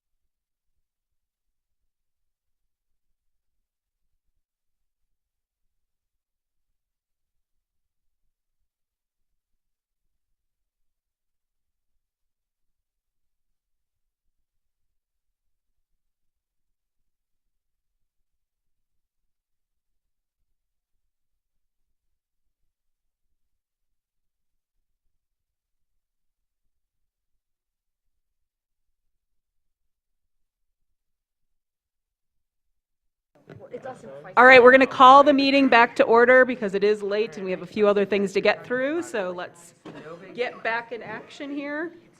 So with that, we'll start with our next item of business, which is the TCLP 1 million interloan fund. This is kind of our revolving fund. So I don't know if you want to hit that, or we'll just hand over to Carla. I'll just say real quick that, we've enjoyed, I think it's safe to say that the city's enjoyed supporting Traverse City Light and Power and their great work with a smart grid project. And with that, this is really a renewal. It's not a new loan, it's a renewal. And I'll just turn it over to Carla. Thank you. Thank you. So we start out every presentation with our mission and vision to ensure that we're adhering to why we exist and where we're going. So you can see in there sustainable energy and telecom, which is all impacted by the smart grid. Just as a quick refresher, this is a map of where the smart grid is being constructed. We'll be enabling TCLP fiber connectivity to 73% of our customer rate base. And just a friendly reminder, this is a dual purpose investment, so it does benefit the electric utility as a smart grid and the fiber fund as a lit fiber for our customers for internet. Just a quick expansion update. We remain on schedule for June 30th, 2026. We do have a stretch goal of fall 2025. We do remain on budget. We did leverage a public procurement opportunity after the financing was approved, and we had significant cost savings. Because of this, the general obligation bond is projected to cover most of the project. So our past funding strategy was a combination of general municipal bonds and the USDA financing. Our current funding strategy changed to a general obligation municipal bond and interfund loan. With the interfund loan being a term of 10 years, interest rate of a 10-year treasury rate, amount up to $1 million, and then no prepayment penalty. Our current project is under a 10% contingency and a 25% take rate. So if we go above and beyond that, that's when the $1 million would come into play. So the benefits of financing with the city. While federal funds are an important resource, they often come with extensive compliance requirements and rules. Using local funds would still require accountability, but provide us greater flexibility and efficiency in implementation. It also provides interest earnings going back to the community. If we were to do the full $1 million, to be approximately $240,000 back to the city instead of to the potentially the federal government. And also the investment supports and advances both the city and TCLP strategic goals. Some benefits of the Smart Grid project: it will attract businesses to the city. We have local control as to the pricing and services that we provide. It will increase the city fee, which you guys can reinvest into the community with infrastructure or new programs. As I mentioned before, it's a dual purpose asset for the utility, and it can enable Traverse City to move forward with some smart city initiatives. So be happy to answer any questions. Do we have any questions on this? Or I would take a motion too. I move that the mayor and interim city clerk be authorized to execute a letter of agreement in an amount not to exceed $1 million as an interfund loan, not load, from Economic Development Fund with a term of 10 years, an interest rate based on the 10-year U.S. Treasury rate, such contract subject as to its substance by the interim city manager and its form by the city attorney. Support. Thank you for that, Commissioners Treadwell and Anderson. Any other comments from the commission? I just want to say that I'm extremely excited to see this continue to move forward after all the years of having worked on it, but I also know that these are big undertakings and a lot of players and pieces in play. So Carla, always an excellent, efficient presentation, and thank you for that. Yeah, thank you very much. And any public comment on this item? Seeing none, I'll bring it back. All in favor? Aye. Opposed? Motion passes. Thank you all for that. Looking forward to the continued smart grid and all the great investments we're getting from TCLP on that. And with that, we're also going to keep the TCLP show rolling. Yes, we are. With our discussion of our electric fleet, basically, but hybrid included in that. So I'll hand it over to you, Benjamin. Thank you. Yeah, so I'll just share. Capybaras! I can't compete with that. This is great. We needed Leave this it on time of there, night. Sarah. This is good. Drive up the energy. Next on your agenda is a recommendation from me for the City Commission to approve the purchase of 4 hybrid police patrol vehicles. That purchase was originally slated for an agenda a little over a month ago. I had an in-depth number of conversations with the employee team, and I'll talk a little bit about that under the next agenda item. But as we dove into that conversation, it became very clear to me that rather than looking at vehicles, the purchase of vehicles, vehicle by vehicle, that we needed to have a citywide fleet strategy for electrifying our vehicle fleet and reducing our carbon footprint. And so Ms. Ekren, the Executive Director of Traverse City Light and Power, and I had some great conversations, and she and Tony Chartrand from her team joined some of the key members of the employee team that are involved in vehicle purchases. And Ms. Ekren's going to talk about her and her team's willingness to assist the city on that journey, as we need to lean on them as we work to advance in this area. So thank you for being here, Brandy, and for sticking it out with us. Thank you for having me. Skipping to the punchline, we're here to support. But I really do appreciate having the opportunity to talk with you about our fleet. I'm going to say modernization journey. Obviously, electrification is something that's obviously near and dear to our heart, being the electric utility.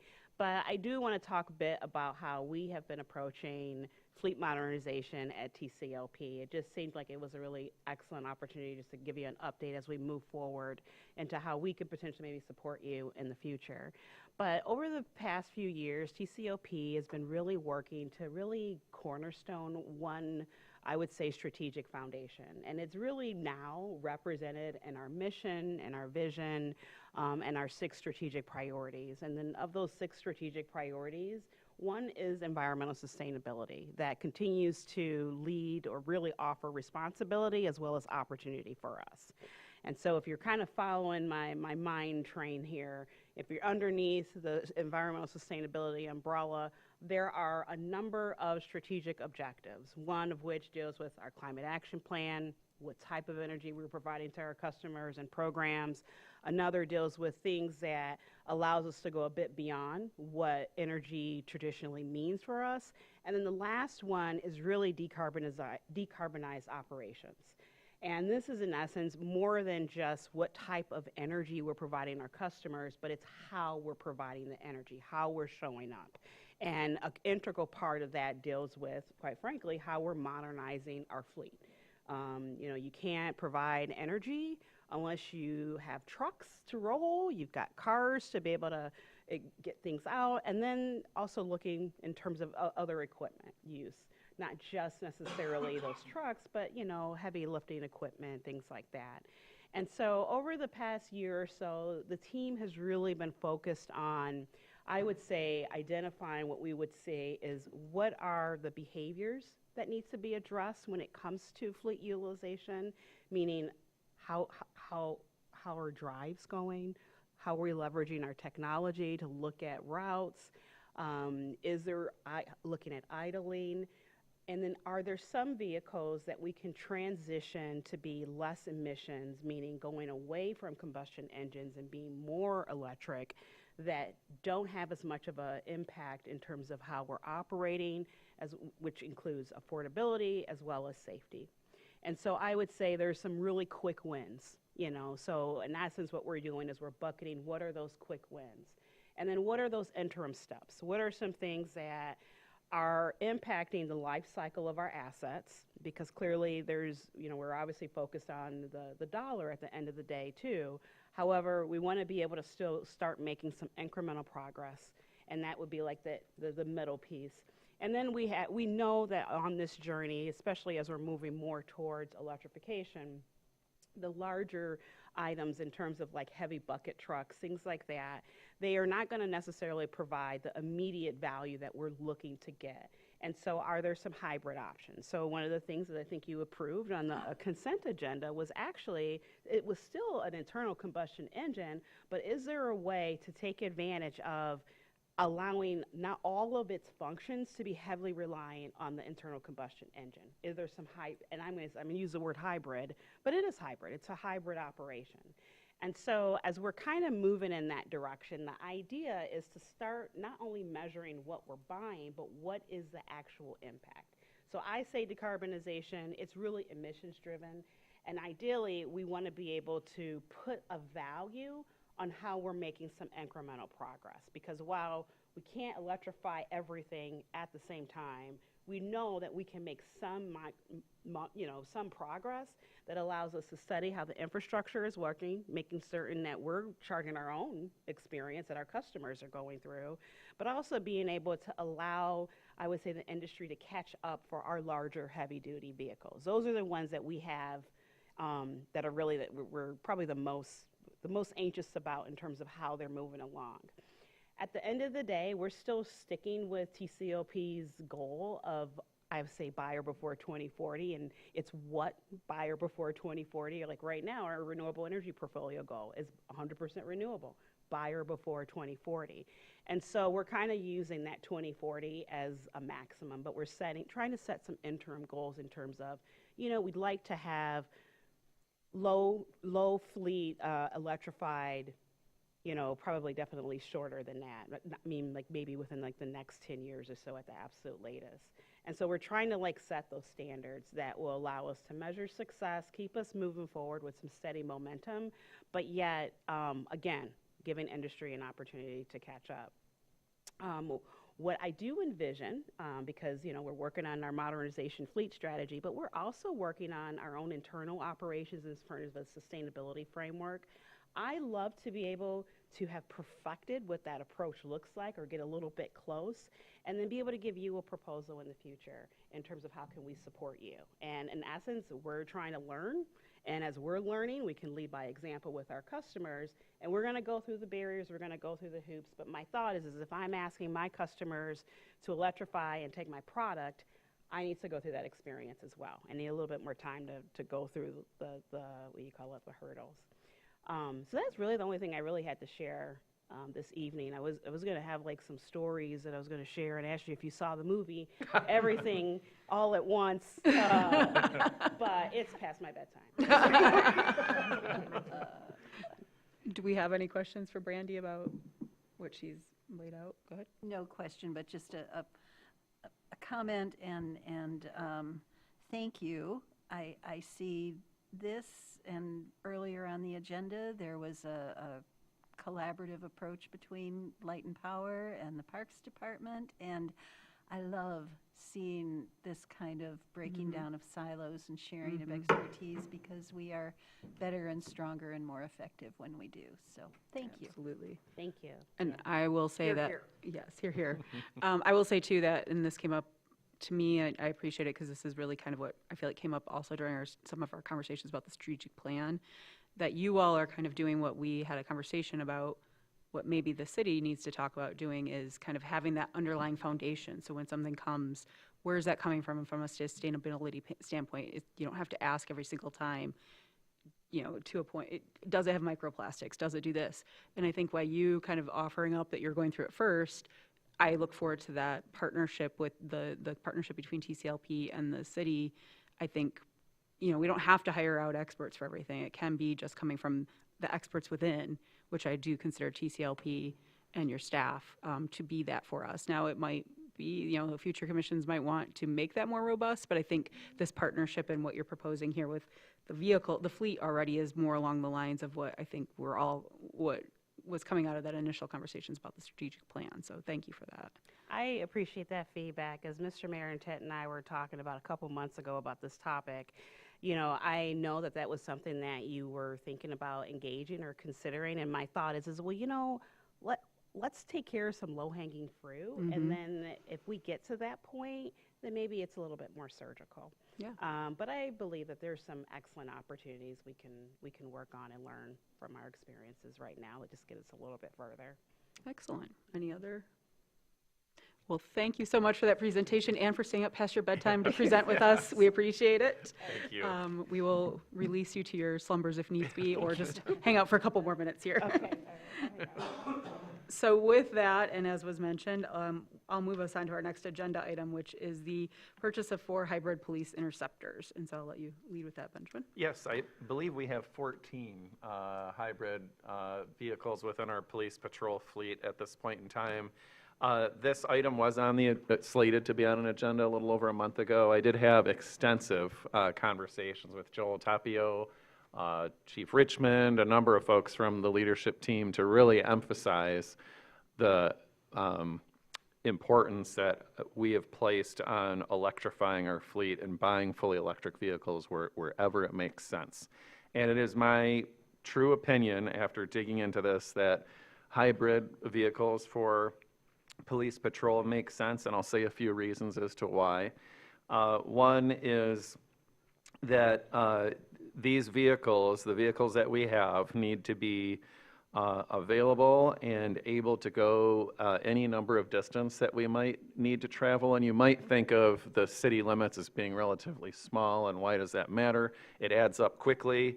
I will say that northern Michigan is different than even parts downstate. I'll acknowledge that East Lansing has some fully electric police patrol vehicles, but they don't have the same footprint for mutual aid that Traverse City does. It's also colder here. We talked through battery capacities and those types of things. The fully electric police patrol vehicles that are available right now are smaller internally, meaning that they don't hold as much. Frankly, I genuinely believe that we need to look at electrifying our fleet from through a strategic lens and citywide lens. And so that's why I'm recommending that the City Commission approve this purchase order for 4 hybrid police patrol cars. I'd be happy to elaborate further, answer any questions. Our police chief is here, as well as Joe Tapio, who's the head of our fleet operation, and that's it from me at this point. Do we have questions or a motion? I'll make a motion. Okay. That the interim city manager be authorized to issue a purchase order to Lunghammer Ford for 4 Ford hybrid interceptors in the amount not to exceed $305,580, with funds available in Garage Fund 661. I'll second. Thank you, Commissioner Shaw. And thank you, Commissioner Anderson, for both taking on that name and the alliteration in the middle of it. So, all right, any discussion on this motion? Go ahead, Tim.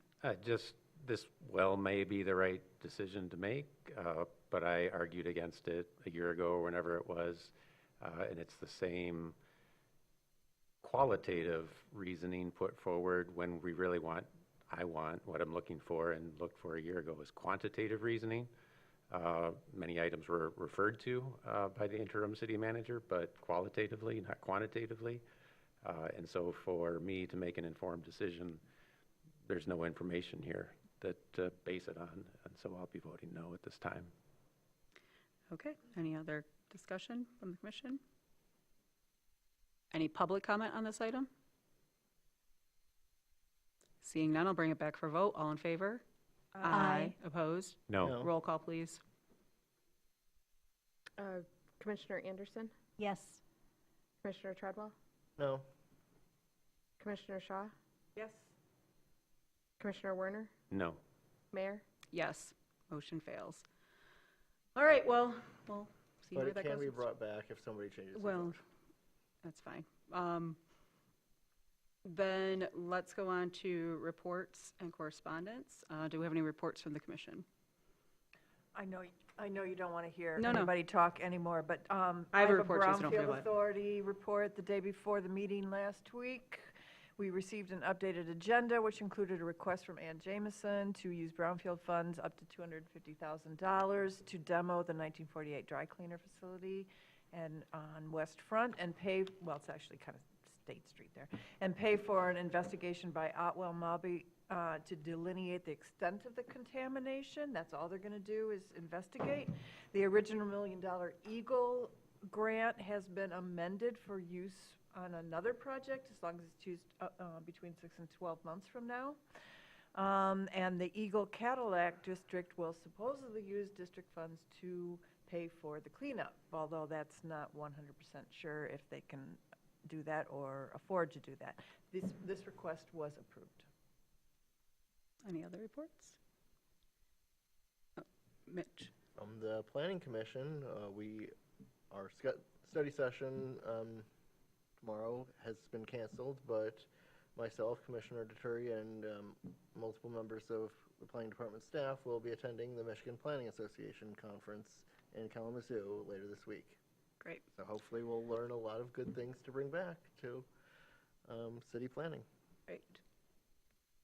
Okay. I just wanted to give two quick things. One kind of falls under this, kind of doesn't. I was in Marquette this weekend for the Fresh Coast Festival, which I frequently go to, and if anybody saw the ticker, we'll be coming and being focused around our Boardman Loop Lake and Nobo districts, which is very exciting. Jessica Hanley is their mayor, and I got to sit down and meet with her. We had coffee, and it was a great experience to talk about someone in a similar community with very different issues, but some very much the same. I also wanted to share that it's a vote we already had at the DDA meeting on Friday morning to actually continue moving forward with some of the remaining TIF money to actually take more steps further on the Boardman restoration project that's been outlined for a couple of years now. I think it's very significant that we note that because while we have done some cleanup along the Boardman, traditionally the inhabitants of Traverse City have done nothing good for the Boardman, and this is the first good vote that I think we've had, and putting funds to where we need it for some restoration, and hopefully we can see that continue to move forward and we can be better stewards than we've been in the past because we have not been good stewards. So that is my final. With that, any final comment from our staff? Seeing none, thank you all for hanging in there, but we didn't do too bad for how heavy it was, 10:20. Oh, sorry, I forgot about general public comment. Oh, sorry, and not to dismiss it, so please come up if you have general comment about anything under the sun. Your time to shine. I just need 3 minutes. Should I get started? Yeah, yes, please, Great. sorry. So first of all, my name is Connor Miller, resident at 890 Boone Street, Traverse City. I am a Garfield Township resident, and I'm also employed at Aspire North Realtors, excuse me, located at 852 South Garfield Avenue in the city of Traverse City. So it's been a while since I've been to or in front of the City of Traverse City Commission, and I wanted to just take some time this evening to provide an update on what our association has been up to regarding a priority issue, housing in the city of Traverse City. So as well as to make a request for your support for an impending study on how to bring more housing to the city of Traverse City. So next week, our association will be hosting the Counselors of Real Estate, CRE for short, Consulting Corps, in the city of Traverse City from Monday, October 27th to Thursday, October 30th. The CRE Consulting Corps will be providing analysis and actionable recommendations to increase housing options in Traverse City based on the housing needs for the city of Traverse City by 2027. This was determined in the Housing North 2023 Housing Needs Assessment. The Consulting Corps will be focusing on 3 areas in Traverse City that appear to have the greatest opportunity to support housing. These areas are the city of Traverse City's downtown core, Kids Creek neighborhood with a primary focus on the village at Grand Traverse Commons, and the Traverse Heights neighborhood. On Thursday, October 30th at Aspire North Realtors office at 2 p.m., an initial presentation of their findings will be provided, which all of you commissioners are welcome to attend. And then 45 to 60 days following that presentation, a written report detailing the Consultant Corps findings, conclusions, and recommendations will be provided. So first of all, I wanted to, well, not first of all at this point, wanted to thank Mayor Amy Shamrow and Commissioner Tim Warner, who already participated in a preliminary visit by the lead consultant conducted on July 15th and 16th, and to help him get a lay of the land of the housing needs and housing development environment in the city of Traverse City. So thanks to the National Association of Realtors, all costs for the CRE Consulting Corps team are covered, and all client responsibilities are being provided by Aspire North Realtors. However, procedurally, CRE Consulting Corps requests that the city of Traverse City sign on to this agreement to signify your interest and engagement in this process, as well as interest in the written report that will result from this process. I request the support of the appropriate city commissioner or city staff representative to sign onto this agreement with appropriate review and due diligence, of course. I have brought copies of that agreement for anyone's review, and I thank you for your time and consideration. Thank you. Of course. Any other public comment at this time? I apologize for that, Connor, after you waited for so long and you were the last public comment. But we are adjourning at 10:23, so you did great and kept it under the wire. And thank you, everyone, for hanging in there tonight. Have a great rest of your week. Lions win. Yeah, they did. Hey, I wasn't going to spoil it for anybody who might be at home watching us instead of live.